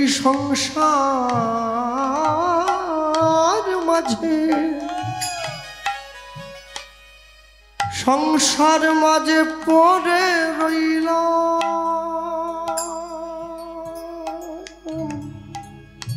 এই অভাগিনীর কথা জানায়ে দিগ রঘুনাথ দাস গৌরচরণে ছুটে চলে গেছে। মহাপ্রভু কোথায় আছে? শান্তিপুরে অদ্বৈত আচার্যের ঘরে। রঘুনাথ দাস ছুটে গিয়ে গৌরচরণে পড়েছে, প্রভু আমি এসেছি। কে? রঘুনাথ। হরিদাস সময় তোমার কথা বলেছিল। রঘুনাথ, এখনো তোমার সংসার থেকে আমার কাছে আসার সময় হয়নি বাবা। তুমি যাও সংসারে, ঘরে যাও, ফিরে যাও। আমার কথা শুধু মনে রেখে দিও। কি কথা জানো রঘুনাথ? কি কথা? স্থির হইয়া ঘরে যাও, না হও বাতুল। বেশি কথা বলবে না। স্থির হইয়া ঘরে যাও, বাড়ি দাও।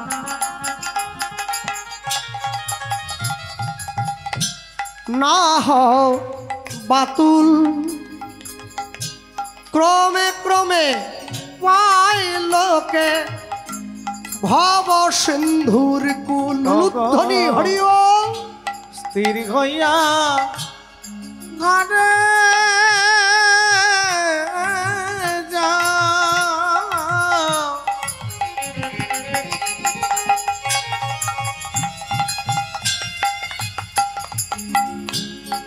না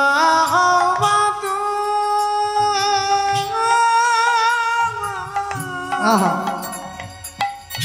ক্রমে ক্রমে পাই লোকে ভাব কিন্তু আস্তে।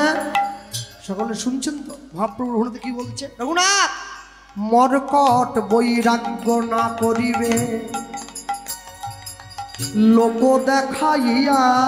অগমর কটে বৈরাগ্য না করিবে লোক দেখা গিয়া। তুমি যথাযোগ্য বিষয় ভুঞ্জ অনাসক্ত হইয়া। নিতাই গৌর হরি বল। বিষয় ভঞ্জ অনাসক্ত হইয়া অন্তে নিষ্ঠা রাখিবে বাহ্যে লোক ব্যবহার। অন্তে নিষ্ঠা রাখিবে বাহ্যে লোক ব্যবহার।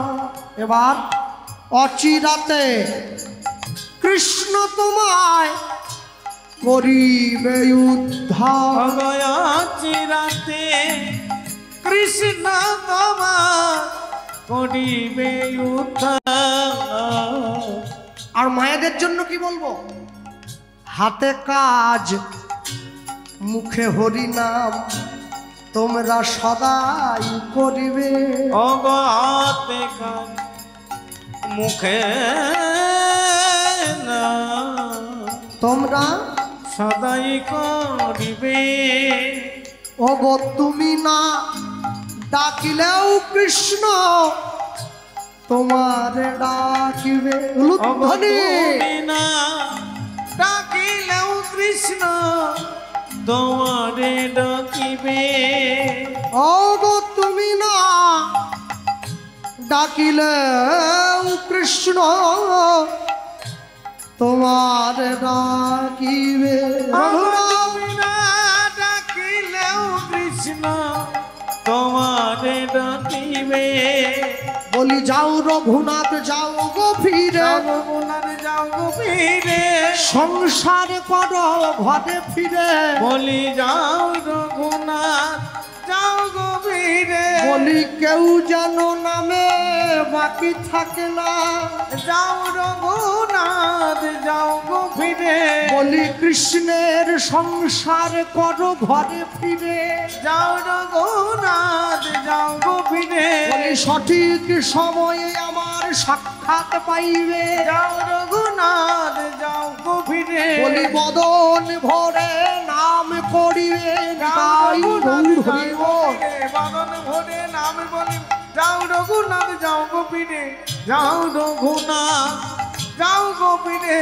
ওগো তুমি না ডাকিলেও কৃষ্ণ তোমারে ডাকিবে, রঘুনাথ তুমি না ডাকিলেও কৃষ্ণ তোমারে ডাকিবে। রঘুনাথ দাস সংসারে ফিরে এসেছে, সারাদিন কর্ম করে, আর সারাদিন কর্ম করার পরে সন্ধেবেলা রাজ্যের সকল প্রজাদেরকে এক জায়গায় করে নেয়। আস্তে রাজ্যের সকল প্রজাদের সঙ্গে নিয়ে সন্ধ্যাকালে একসঙ্গে করে কৃষ্ণ কেশব কৃষ্ণ কেশব মধুমাখা এই না হরি না সুধা মাখা এই না। কৃষ্ণ কেশব কৃষ্ণ কেশব মধুমাখা এই নাম হরি নাম, বাবা সুধা মাখা এই নাম। কৃষ্ণ কেশব কৃষ্ণ কেশব মধুমাখা এই নাম হরি নাম, সুধা মাখা এই নাম।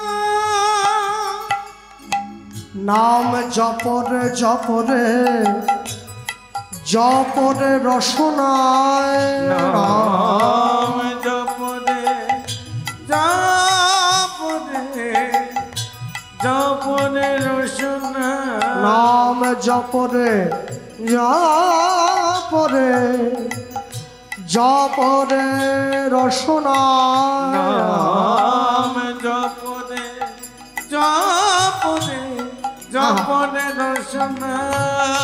মধুমাখা এই নাম হরি নাম, সুধা মাখা এই নাম।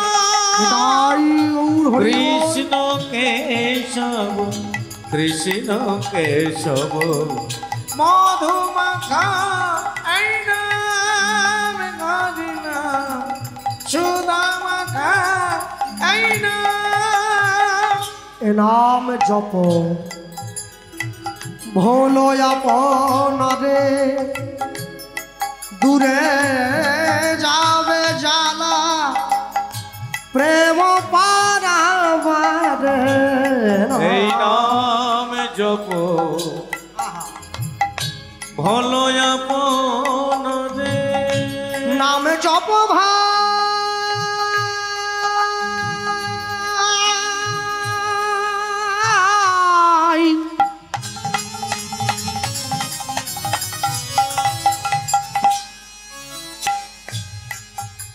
গাহরি নাম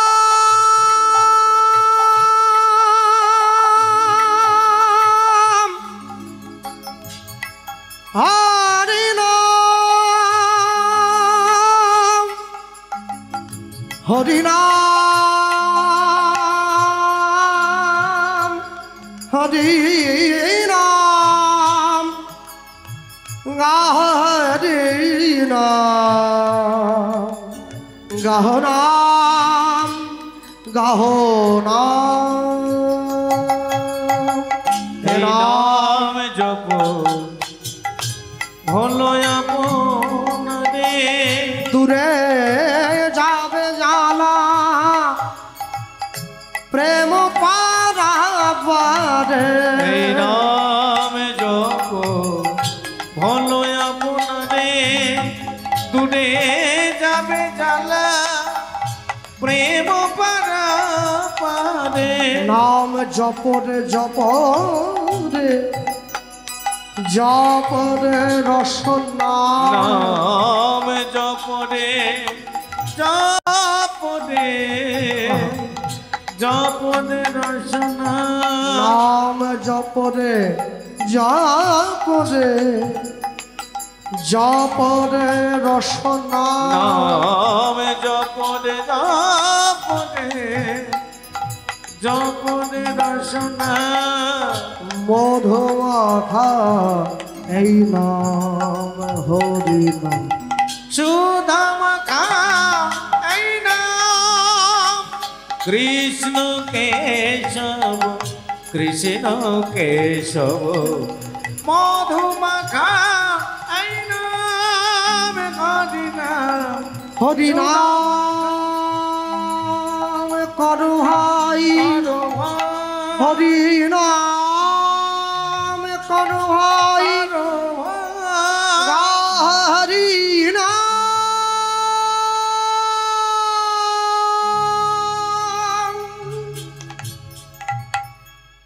রঘুনাথ দাস রাতের অন্ধকারে ঘরে স্বয়ং শুয়ে রয়েছে। হঠাৎ করে কে যেন ডাক দিয়ে বলছে, রঘুনাথ আমার কৃপা না নিয়ে গৌর পেতে গিয়েছিলি, বোকা কোথাকার কে তুমি? আমি নিত্যানন্দ, বড় গুঢ় নিত্যানন্দ এই অবতারে, জীবের চৈতন্য জানাই যারে সে জানিবে তারে। চলে আয়। আমি কোথায় যাব? সোদপুর, উত্তর 24 পরগনা, গঙ্গার পাড়ে পানিহাটি গ্রামে আমি বসে আছি, তুই আমার কাছে আয়। নিতাই চাঁদ বসে আছে। রঘুনাথ দাস ছুটে চলে যাচ্ছে নিতাই চাঁদের চরণে। আর ছুটতে ছুটতে গিয়ে নিতাই চাঁদের চরণে পড়ল। নিতাই চাঁদ রঘুনাথ দাসকে কি বললো জানো? ভালো হইল চোরা আইলি দিলি দর্শন। ওগো ভালো হইল চোরা আইলি দিলি দর্শন। ওরে ভালো হইল চোরা আইলি দিলি দর্শন। উলুধ্বনি। ভালো হইল চোরা আইলি দিলি দর্শন। ওরে আয় আয় চোরা তোরে দেব যে দণ্ডন। আয় আয় চোরা তোরে দেব যে দণ্ডন। ওরে আয় আয় চোরা তোরে দেব যে দণ্ডন। আয় আয় চোরা তোরে দেব যে দণ্ডন। দধি চিড়া করাইবি ভক্ষণ ভক্তগণে। নিতাই গৌর হরি বল। করাবি ভক্তগণে। এবার শুনিয়া আনন্দিত হইল রঘুনাথের মনে। ওগো শুনিয়া আনন্দিত হইল রঘুনাথের মনে। ওগো শুনিয়া আনন্দিত হইল রঘুনাথের মনে। ওগো শুনিয়া আনন্দিত হইল রঘুনাথের মনে। আর আনন্দ ধরে না, আনন্দ ধরে না। আজ দণ্ড মহৎ সব দেবে। আনন্দ ধরে না। ওগো দণ্ড মহৎ সব দেবে। আনন্দ ধরে না। ওগো দণ্ড মহৎ সব দেবে। হরি হরি হরি বলে নিতাই গৌর হরি বল। হরি হরি হরি বল। দণ্ড মহোৎসব দেবে। আনন্দ ধরে না। আনন্দ ধরে না। আনন্দ ধরে না। রঘুনাথ দাস সকলের কাছ থেকে দই চিড়ে যা ছিল উপযুক্ত মূল্যে সব ক্রয় করে নিল। মেখে নিতাই চাঁদের বদনে দিয়েছে। প্রসাদ হয়েছে, সেই প্রসাদ সকলকে সেবা দিয়েছে। আজও পর্যন্ত যদি আপনারা যান তাহলে দেখবেন গঙ্গার পাড়ে পানিহাটিতে ক্রীড়া মহোৎসব রঘুনাথ দাস দণ্ড এখনো পর্যন্ত হয়। হ্যাঁ, কোটি কোটি ভক্ত ছুটে যাচ্ছে, সকলে লক্ষ লক্ষ মানুষ রঘুনাথ দাসের দণ্ড মহোৎসবে চিড়ে প্রসাদ গ্রহণ করবে বলে। রঘুনাথ দাস সেইখান থেকে ছুটে চলে গিয়েছে কোথায়? সোজা পুরীধাম। পুরীধামে গিয়ে গৌরের চরণে পড়েছে, প্রভু এবার তো আমায় জায়গা করে দাও। আসতে স্বরূপ দামোদরকে দায়িত্ব দিয়েছে, রঘুনাথ দাসকে সুস্থ করছে। মহাপ্রভুর প্রসাদ এনে স্বরূপ দামোদর রঘুনাথ দাসকে দিচ্ছে। সুস্থ হয়েছে। রঘুনাথ দাস চিন্তা করছে, আমি কি শুধু খেতে আর ঘুমোতে এসেছি? না, আজ আমি ভিক্ষা করব। পুরীর জগন্নাথ মন্দিরের দরজায় দাঁড়িয়ে পড়েছে। আর দাঁড়িয়ে পড়ে ভিক্ষার ঝুলিটা পেতে দিয়েছে, আর পেতে দিয়ে ভিক্ষা করছে। এমনি এমনি পাতলে কি লোকে ভিক্ষা দেয়? চেয়ে উঠল, ভেবে কেন মরিস রে মন, তোর যা হবার তাই তো হবে। যেটুকু তোর আপন ভবে সেটুকু তোর পরে রবে। যেটুকু তোর আপন ভবে সেটুকু তোর পরে রবে। উলুধ্বনি। যাবার তাই তো হবে। যেটুকু তোর মনে ভাবে সেটুকু তোর মনে রবে যেটুকু তোর মনে ভাবে সেটুকু তোর মনে রবে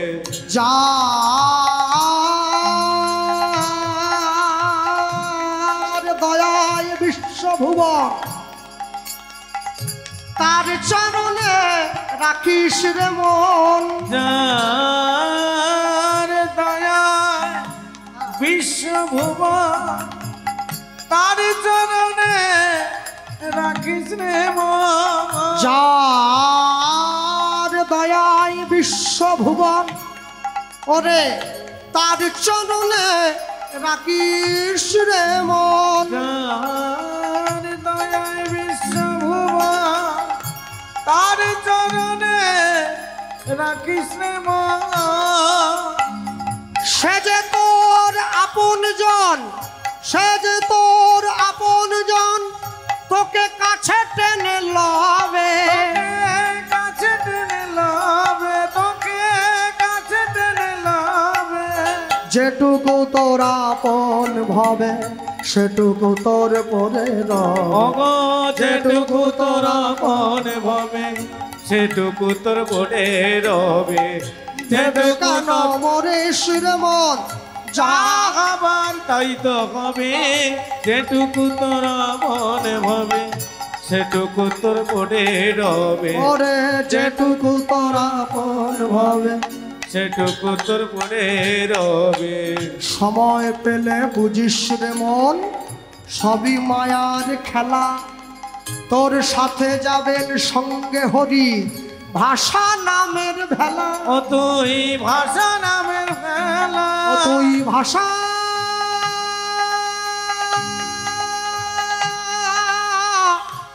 নামের ভেলা ও তুই ভাষা নামের ভেলা মনে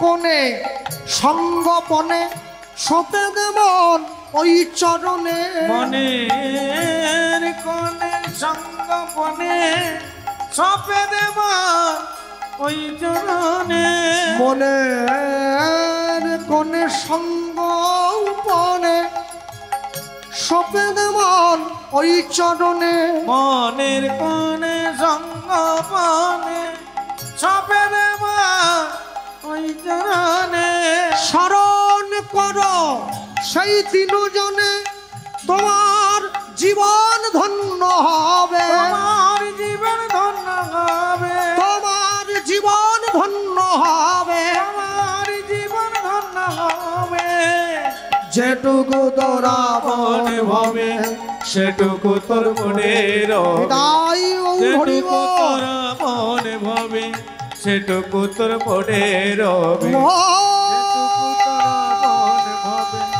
সেটুকু তোর মনে রবে যেটুকু তোর মনে সেটুকু তোর মনে রবে যেটুকু তোর মনে ভাবে সেটুকু তোর মনে রবে মন আমার মন আমার মন সেটুকু তোর মনে রবে জমিদারের ছেলে দাঁড়িয়ে ভিক্ষা করছে দেখতে শুনতে ভালো সুন্দর গানটাও গাইছে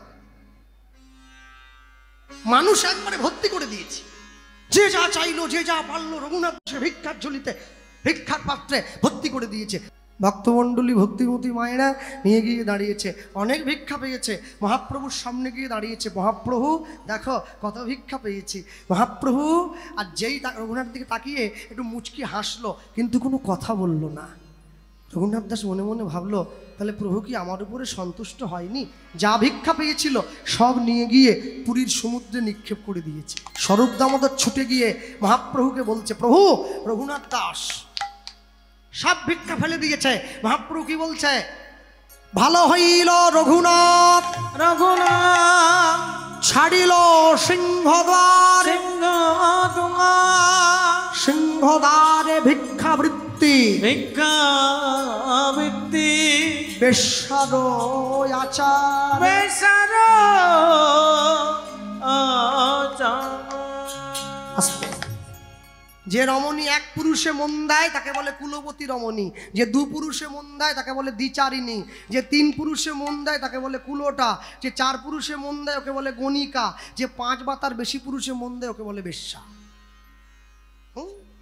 রঘুনাথ দাসকে মহাপ্রভু পরের দিন সকালে ডেকেছে, রঘুনাথ শোনো, বৈষ্ণবীয় মার্গের ভজন মার্গের ভিক্ষা এরকম নয় বাবা, এরকম ভিক্ষা নয়। ভিক্ষা কেমন হবে জানো? কেমন? সকালবেলা স্নান করে তিলকান্বিত করে তুমি মানুষের দরজায় চলে যাবে, হরিনাম গাইবে, যে তোমায় কিছু দিতে চাইবে নেবে, না যদি দেয় মুখ ফিরিয়ে আসবে, তবে নাম দিতে ছাড়বে না। আর যতক্ষণ না পর্যন্ত কিছু দেয় তুমি বুঝি তার দুয়ার থেকে ঘরে আসবে। রঘুনাথ দাস পরের দিন সকালবেলা স্নান করে সুন্দর করে সেজেছে। সেজেছে মানে কি? তিলকান্নিক দিয়েছে। তো এ মায়া প্রপঞ্চময় ভবরঙ্গ মঞ্চ মাঝে রঙ্গের নট নটবর হরি যার যা শ্যামন তেতাই সাজে, সুন্দর করে সেজে চলে যাচ্ছে ভিক্ষা নেওয়ার জন্য। এসো ভাই নাম গায়, কৃষ্ণ নাম হরি নাম অনুধ্বনি। এসো নাম গায়, কৃষ্ণ নাম মধুর নাম। এসো ভাই নাম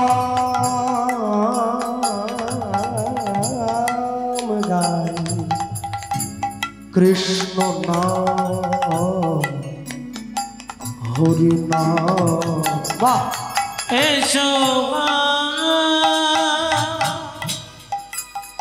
নাম গায়, বাবা কৃষ্ণ নাম মধুর নাম গাইলে কি হবে গো? তুরে যাবে ত্রিতাপ জ্বালা তোমরা না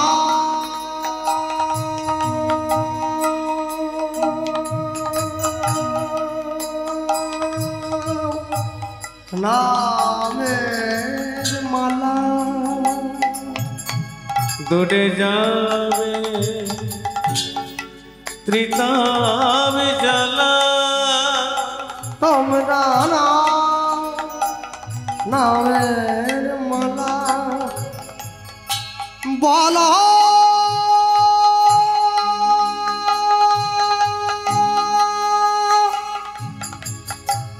নাম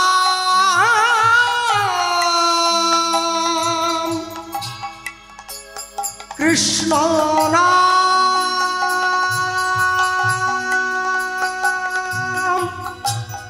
হরে নাম।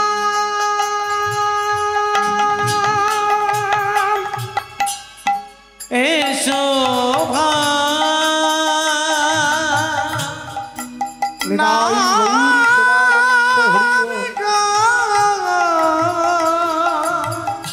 কৃষ্ণ নাম মধুর নাম। এসো নাম গায়, কৃষ্ণ নাম মধুর নাম।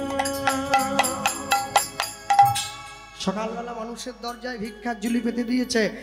এক মা ঘুম থেকে উঠে বাড়ির উঠোনটা নিকট ছিল নেতা দিয়ে, এখন ঘুরে এসো বাবাজি, ঘুরে এসো ঘুরে এসো। মহাপ্রভু শিখিয়ে দিয়েছে কিছু না দিলে সরবে না। 500 বছর আগে বাৎসরিক 100 কোটি টাকা যার পরিবার রোজগার করে, সেই বাড়ির একমাত্র ছেলে হয়ে মানুষের দরজায় ভিক্ষা করতে দাঁড়িয়েছে। যে কিনা সবাইকে ভিক্ষা দেয় সে আজকে ভিখারি। কি বলছে জানো? সদাসরি বলো হরি হরি নাম করো ভাই, হরি নাম করো করো হরিনাম হরিনাম হরিনাম করো হরিনাম হরিনাম হরিনাম সদা সরি বল হরি তোরে যাবে জীবন তরি সদা সরি বল হরি তোরে যাবে জীবন তরি বল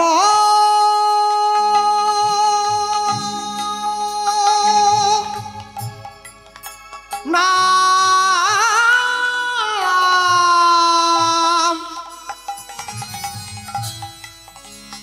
গাহ নাম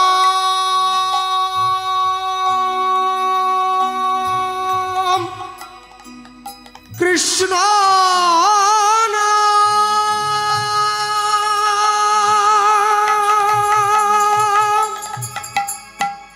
এসো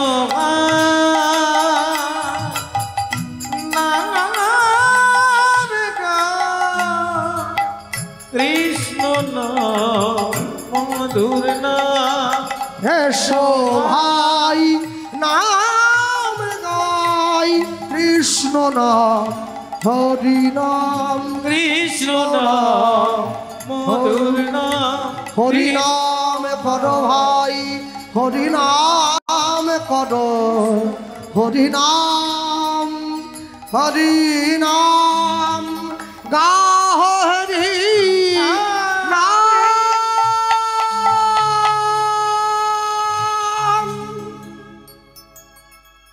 উঠোনটা নিকট ছিল, নেতাটা নিয়ে এসে ছুটে রঘুনাথ দাসের দিকে ছুঁড়ে দিয়েছে, দূর হয়ে যা। এত বড় সাহস তোর! এতক্ষণ থেকে তোমায় বলছি, এখনো পর্যন্ত আমার সংসারে কাজ হয়ে যাও। আর যেই নেতাটা ছুঁড়ে দিয়েছে, রঘুনাথ দাস ছুটে গিয়ে নেতাটা ধরে নিয়েছে। হ্যাঁ, কি বলছে? নেতারে তোর ভাগ্য বড় ভালো আজ, এতদিন পর্যন্ত তুই মায়ার সংসারে মায়ার ময়লা পরিষ্কার করছিলি, আজ হতে তোকে আমি নিয়ে গিয়ে গৌর চরণ সেবার দায়িত্ব দিলাম। দায়িত্ব দিলাম। একদিন, দুদিন, 3 দিন, 4 দিন মানুষ যদি না চায় কারো দরজায় দাঁড়িয়ে, কেউ কি ভিক্ষা দেয়? কেউ ভিক্ষা দেয় না।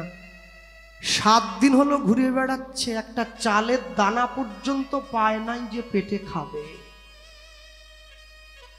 8 দিনের দিন সকালবেলায় স্নান করে তিলকান্নিক নিয়ে পুরীর জগন্নাথ মন্দিরের ভোগ ঘরের পিছনের যে নালাটা আছে, সেই নালার সামনে গিয়ে দাঁড়িয়েছি। প্রত্যেক দিন পুরীতে প্রসাদ হয়, কত লোকের জানেন? 10,000 ভক্তের প্রসাদ। প্রসাদ হয়ে যাওয়ার পরে যে অন্নটা বেশি হয়, ওইটাতে জল দিয়ে রাখা হয়, যাকে আপনারা পান্তা প্রসাদ বলেন। পুরীর লোকেরা বলেন সড়া প্রসাদ। সেই সড়া ভোগ ভক্তদের মাঝে বিলিয়ে দেওয়া হয়। যখন সেটা পচে গিয়ে গন্ধ উঠে যায়, পুরীতে জগন্নাথ দেবকে যে গাভীগুলো দুগ্ধ দিয়ে সেবা দেয়, তাদের মুখের সামনে ধরা হয়।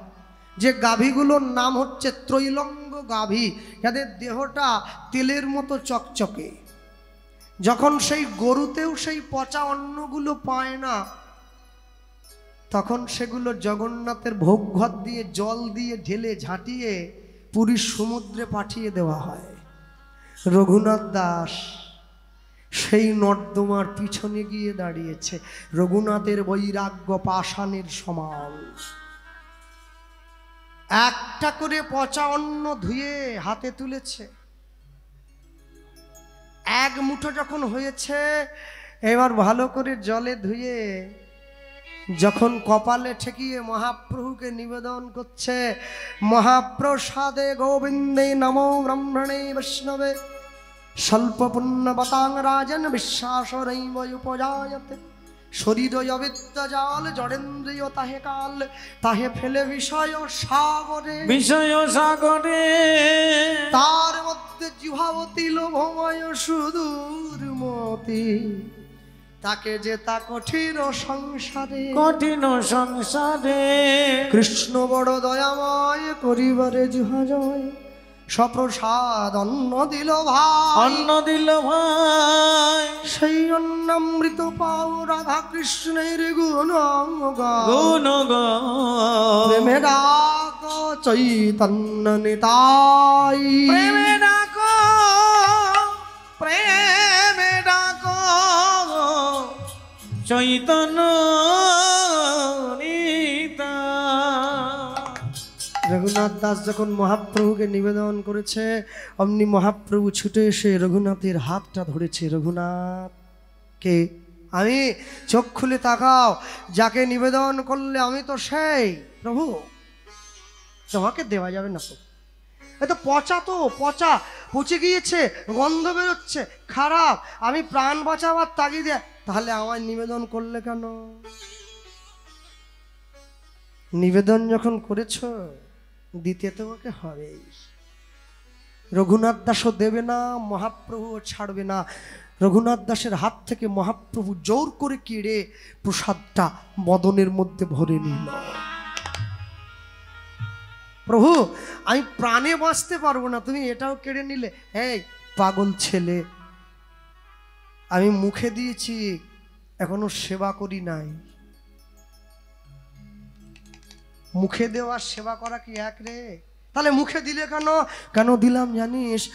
প্রসাদটা তো পচা, নর্দমায় ছিল পড়ে, যদি এই প্রসাদে কোনো বিষক্রিয়া থাকে তোর দেহে যেন না লাগে, আগে আমার যেন লাগে, ওই জন্য আমি নিজের মুখে ভরি।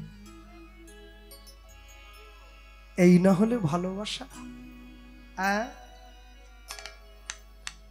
রঘুনাথ দাসকে কাছে বসিয়ে নিজের বদন থেকে একটা করে প্রসাদের দানা বের করে মহাপ্রভু রঘুনাথের বদনে দিচ্ছে। মহাপ্রভুকে দেখা মাত্র ভক্তদের অন্তরে প্রেম আসে, আর মহাপ্রভুর অধরামৃত কেউ যদি পায় তার অন্তরে কি প্রেম না এসে থাকে? প্রভু, আমায় অনুমতি দাও, আমি বৃন্দাবনে যাব। হ্যাঁ, দেব তো। মহাপ্রভু জানে আমি লীলা সম্বরণ করব, ওকে যদি বৃন্দাবনে না পাঠিয়ে দেই ও আমার বিরহটা সহ্য করতে পারবে না, আমার বিরহটা সহ্য করতে পারবে না। আমি আমি আমি ওকে অনুমতি দেব। আর শোনো, আর শোনো, যে সমস্ত মায়েরা বসে আছো, বাবারা বসে আছো, তোমাদের ঘরে যে শোয়ার ঘরটা, যেখানে বিছানা আছে, যে খাটে তোমরা শুয়ে ঘুমাও, শোয়ার ঘরে কি জুতো পরে ঢোকো? ঢোকো না? তাহলে হরিনামের আসরে জুতো পরে উঠে আসছো কি লজ্জায়? লজ্জা করে না? হরিনামের আসনে, যে আসনে সাধুগুরু বৈষ্ণব বসে আছে, সেই আসনে জুতো পরে উঠে আসছো, নিজেও আসছো, বাড়ির ছেলে মেয়েদেরও উঠিয়ে আনছো, আর আসন থেকে যখন উঠে যাচ্ছ জুতোটা পরেই চলে যাচ্ছ। কবে বুঝবে? কবে বুঝবে? হ্যাঁ, কবে বুঝবে? জ্ঞানকাণ্ড কর্মকাণ্ড কেবলই বিষের ভাণ্ড, অমৃত বলিয়া যে বা খায়, নানাজনী সদা ফিরে কদার্য ভক্ষণ করে, তার জন্ম অধঃপতে যায়। হরিনামের আসনে জুতো পরে উঠে আসতে নেই, জুতোটা হাতে নিয়ে উঠে আসতে হয়। বেরিয়ে যাওয়ার সময় জুতোটা হাতে নিয়ে যেতে হয়। হ্যাঁ, ঈশ্বরের কৃপা পাওয়া কি এতই সোজা গো? এত সোজা নয়। অনেক যত্নে আত্মার উন্নতি হয়, খুব একটু অযত্নে তার অবনতি হয়ে যায়। ভক্তমণ্ডলী মায়েরা, রঘুনাথ দাসকে মহাপ্রভু দুটো জিনিস দিয়েছিলেন, একটা শালগ্রাম শিলা আর একটা গুঞ্জমালা। বৃন্দাবনে যাবে বললে, যে বৃন্দাবনে যাবে, রাধাকুণ্ডের পাড়ে বসে ভজন করবে, আমার সঙ্গে দেখা হবে।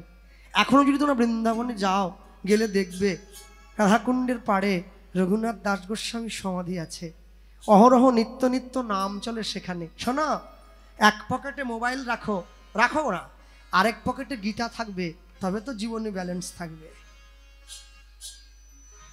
এক রবিবার করে বাড়ির সবাই মিলে পিকনিক করো, মাছ মাংস কিনে খাও, আরেক রবিবার করে মন্দিরে গিয়ে ভগবানের প্রসাদ কিনে পাও, তবে তো জীবনে ব্যালেন্স থাকবে। হ্যাঁ, মাসে একবার করে বাড়ির সবাই মিলে সিনেমা দেখতে যাও, মাসে একবার বাড়ির সবাই মিলে হরি কথা শুনতে যাও, তবে তো জীবনে ব্যালেন্স থাকবে। নাহলে কি করে থাকবে? হ্যাঁ, এই জীবন অনেক সাধনা করে লাভ করেছো ভাই। বাড়ির ছেলে মেয়েকে ইংরাজি শেখাও, ক্ষতি নেই, শেখাও না। Jack and Jill went up the hill to fetch a pail of water, Jack fell down broke his crown, শেখাও, খুব ভালো, শেখাও। কিন্তু বাংলা যেন ভুলে না যায়, বাংলা ভুলে গেলে বড় বিপদ, বড় বিপদ। বাড়ির ছেলে মেয়েকে এটাও শেখাও, দেবতা মন্দির মাঝে ভকত প্রবীণ, জপিতেছে জপমালা বসি নিশিদিন, হেনকালে সন্ধ্যাবেলা ধুলি মাখা দেহে, বস্ত্রহীন জীর্ণ দিন, পশিল সে গৃহে, কহিছে কাতর কণ্ঠে গৃহ মোর নাই, এক পাশে দয়া করে দিও মোরে ঠাই, সসংকোচে ভক্তবর কহিছেন তারে, আরে আরে অপবিত্র দূর হয়ে যারে, সে কহিল চলিলাম চক্ষের নিমেষে, ভিকারি ধরিল মূর্তি দেবতার বেশে, ভক্ত কহে প্রভু মোরে কি চল চলিলে, দেবতা কহিছে মোরে দূর করে দিলে, জগতে দরিদ্র রূপে ফিরি দয়া তারে, গৃহহীনে গৃহ দিলে আমি থাকি ঘরে। দেবতার বিদায় বিশ্বকবি রবীন্দ্রনাথ। হ্যাঁ, মন্বন্তরে মরিনি আমরা মারি নিয়ে ঘর করি, বাঁচিয়া গিয়াছি বিধির আশিসে অমৃতের টিকা পরি, মুক্ত বেনির মহঙ্গা যেথায় মুক্তি বিচরে রঙ্গে, আমরা বাঙালি বাস করি সেই বঞ্চিত ভূমিবঙ্গে। বাড়ির ছেলে মেয়েকে শেখাও, সন্ধ্যেবেলা করে বাড়ির ছেলে মেয়েদের শিখিয়ে একসঙ্গে গাইবে অবতারের সাত গোড়ায় অবতার, মন কেন না চিনিলি তারে, অবতারের সাত গোড়ায় অবতার, কেন না চিনিলি তারে, অবতারের সাত মোর গোড়ায় অবতার, অমন কেন না কেন না কেন না চিনিলি তারে, অবতারের সাত গোড়ায় অবতার, কেন না চিনিলি তারে। মানে আপনাদের কি বলছি, আমি চিনতে পারিনি। আসর থেকে নামার পরে কথা 50 টাকা কম দিক দিকে কি চিনেছি বুঝিয়ে দেব। করিনি রে বাস গেল না পিয়াস, আপন করম ফেরে, গেল না প্রিয়া আপন করম ফেরে, মন কণ্টকের তরু সদাই সেবিলি, কণ্টকের তরু সদাই সেবিলু, অমৃত পাইবার আশে, হয় না কণ্টকের তরু সদাই সেবিলু, অমৃত পাইবার আছে, প্রেম কল্প তরু যে না চাহিতে প্রেম বিলায়, প্রেম কল্প তরু আমার গৌরাঙ্গ সুন্দরে, তাহারে ভাবিলি বিষে, প্রেম কল্প তরু গৌরাঙ্গ সুন্দরে, তাহারে ভাবিলি বিষে, হার বলিয়া গলাতে পড়িনু, হার বলিয়া গলাতে পড়িনু, হার বলিয়া গলাতে পড়িনু, হার বলিয়া গলাতে পড়িনু, সমন কিঙ্কর সাপ, তুই হার বলিয়া গলাতে পড়িনু। কি নাম জানো? শিহরি জুয়েলার্স।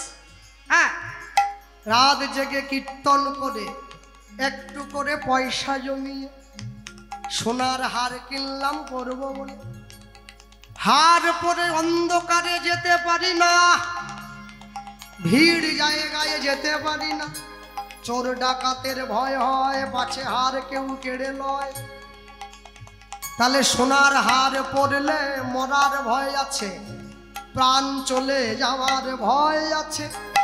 কিন্তু কেউ যদি গৌরাঙ্গ নামের হারে গলায় পড়ে, তার মৃত্যুর ভয় পলায়ে যায়, মৃত্যুর ভয় মৃত্যুর ভয় আহা। পালায়ে যায়। যে জন গৌরাঙ্গ নামের মালা গলায় পরে, তার মৃত্যুর ভয় পালায়ে যায়। হার বলিয়া গলাতে পড়িলি, হার বলিয়া গলাতে পড়িল। সমন কিঙ্কর সা।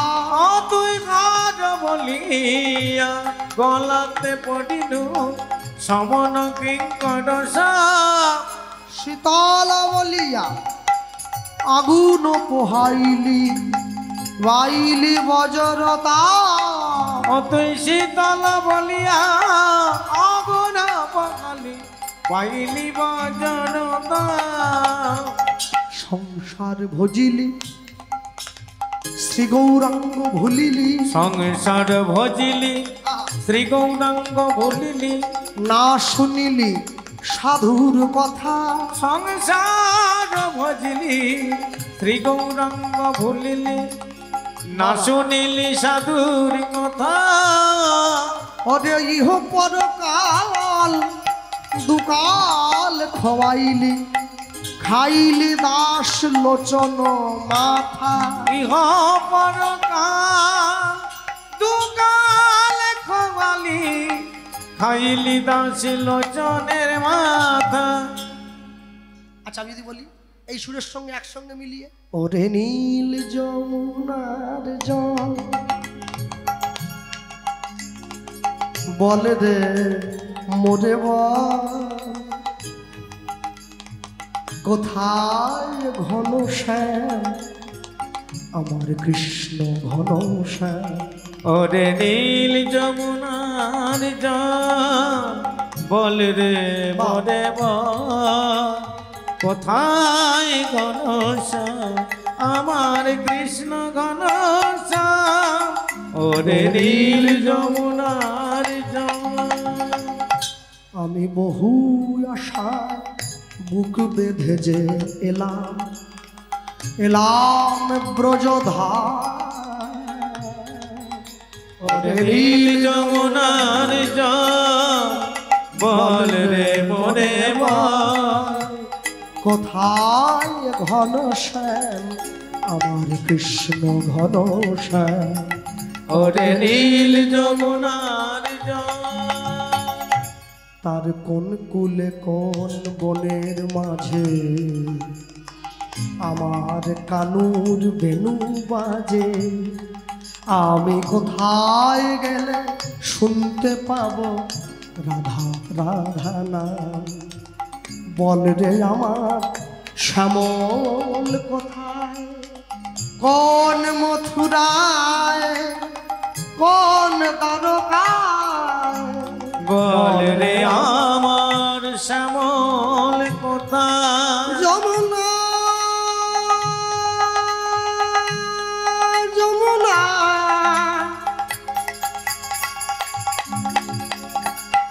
যমুনা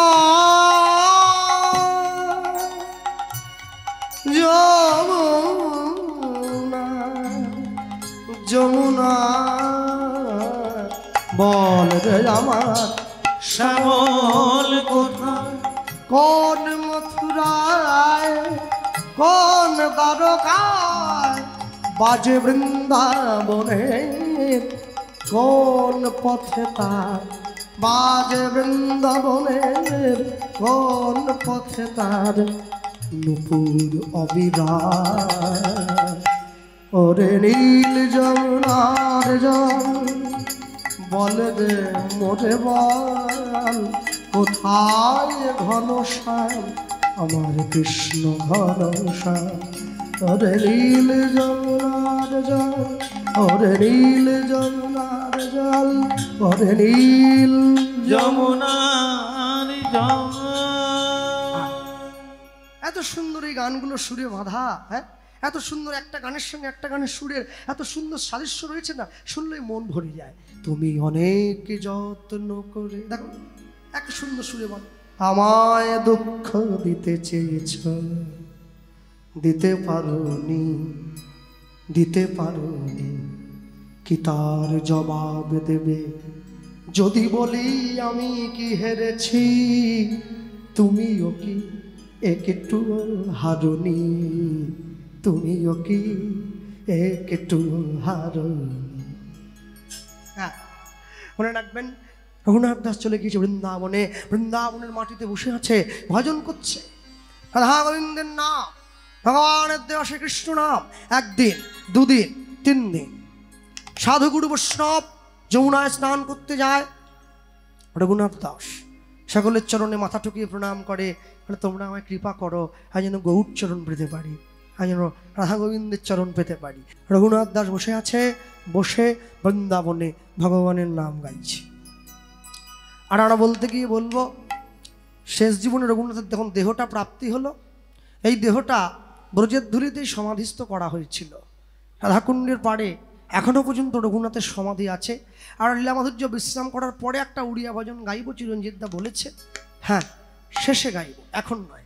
তা আমরা বলতে গিয়ে বলবো, সবার আগে রঘুনাথ দাসের সমাধি গেলে দর্শন করবেন ব্রজধামে, সমাধিতে গড়াগড়ি দেবেন। তার প্রেমের যদি এক শিখিও আমরা পাই, মানব জীবনটা ধন্য হয়ে যাবে।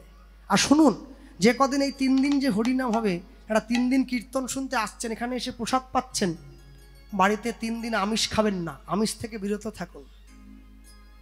কেন জানেন? আমিষ খেলে তারপরে প্রসাদ পেলে প্রসাদের ক্রিয়াটা নষ্ট হয়ে যায়। হ্যাঁ, প্রসাদের ক্রিয়াটা থাকে না। ভক্তমণ্ডলী মায়েরা, আমরা বলতে গিয়ে বলবো কি, মাধুর্য বিশ্রামের পূর্বে কি বলবো? রাধা কৃষ্ণ প্রাণম যুগল কিশোর, রাধা কৃষ্ণ প্রাণম যুগল কিশোর, রাধা কৃষ্ণ প্রাণম যুগল কিশোর। করে করতালি দিয়ে বলো। জীবনে মরণে গতি, জীবনে মরণে গতি, আর নাহি মোর যুগল কিশোর। রাধা কৃষ্ণ প্রাণম যুগল কিশোর, রাধা কৃষ্ণ প্রাণম যুগল কিশোর। কালিন্দির কুলে কেলি কদম্বের বন, রতন বেদির পরে বসাব দুজন। কালিন্দির কুলে কেলি কদম্বের বন, রতন বেদির পরে বসাব দুজন।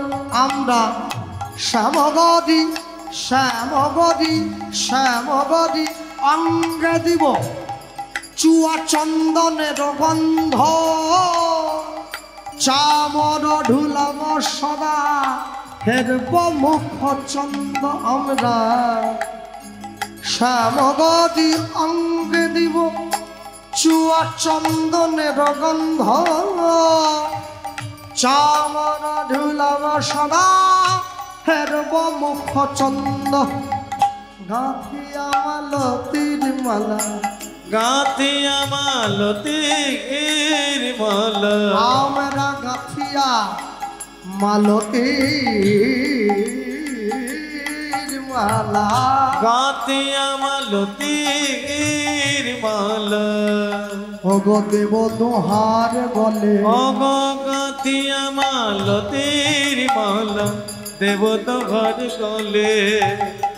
অধরে তুলিয়া দেব কর্পূর তাম্বুলি।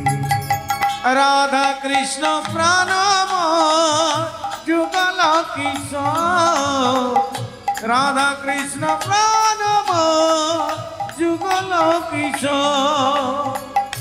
জীবনে মরণে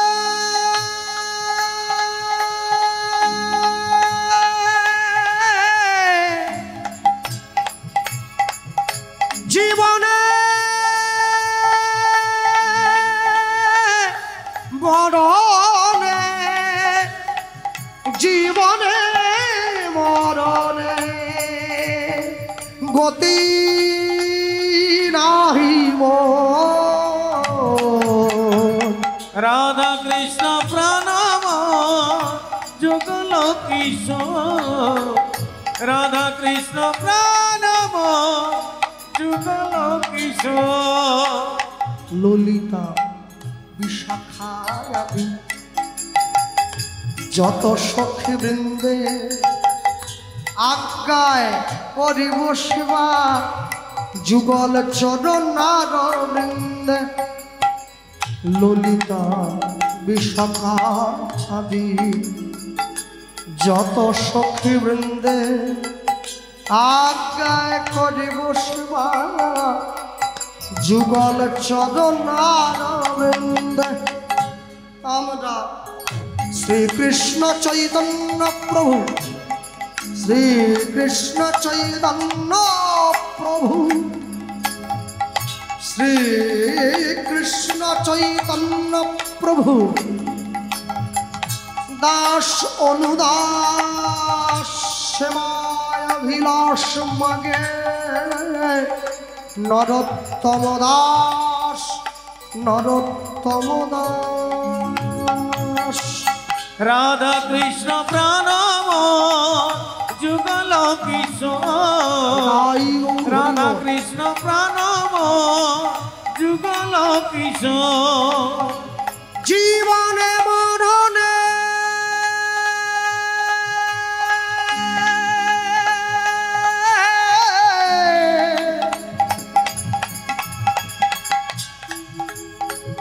ও ভাই জীবনে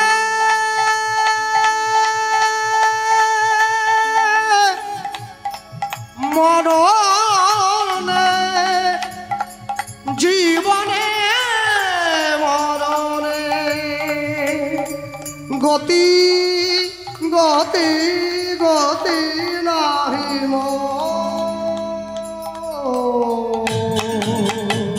রাধা কৃষ্ণ প্রণাম যুগল কিশোর রাধা কৃষ্ণ প্রণাম যুগল কিশোর রাধা কৃষ্ণ প্রণাম যুগল কিশোর মিলিত তনু যুগল কিশোর কিশোর বল জয় রূপ শ্রী সনাতন ভট্ট রঘুনাথ জয় রূপ শ্রী সনাতন ভট্ট রঘুনাথ শ্রীজীবী গোপাল ভট্ট দাস রঘুনাথ শ্রীজীবী গোপাল ভট্ট দাস রঘুনাথ এই ছয় গোসাইয়ের করি চরণ বন্দন এই ছয় গোসাই করি চরণ বন্দন যা হইতে বিঘ্ন নাশ অভিষ্ট পূরণ যা হইতে বিঘ্ন নাশ অভিষ্ট পূরণ এই ছয় গোসাই যাবে ব্রজে কইলেন বাস এই ছয় গোসাই যাবে ব্রজে কইলেন বাস ব্রজে রাধা কৃষ্ণের নিত্য লীলা ভুবনে প্রকাশ রাধা কৃষ্ণের নিত্য লীলা ভুবনে মনের প্রকাশ আনন্দে বল হরি ভজ বৃন্দাবন মনের আনন্দে বল হরি ভজ বৃন্দাবন শ্রী গুরু বৈষ্ণব মদে মজাইয়া মোহন শ্রী গুরু বৈষ্ণব মনে মজাইয়া মন রঘুনাথ দাস রঘুনাথ দাস রঘুনাথ দাস রঘুনাথ দাস রঘুনাথ দাস রঘুনাথ দাস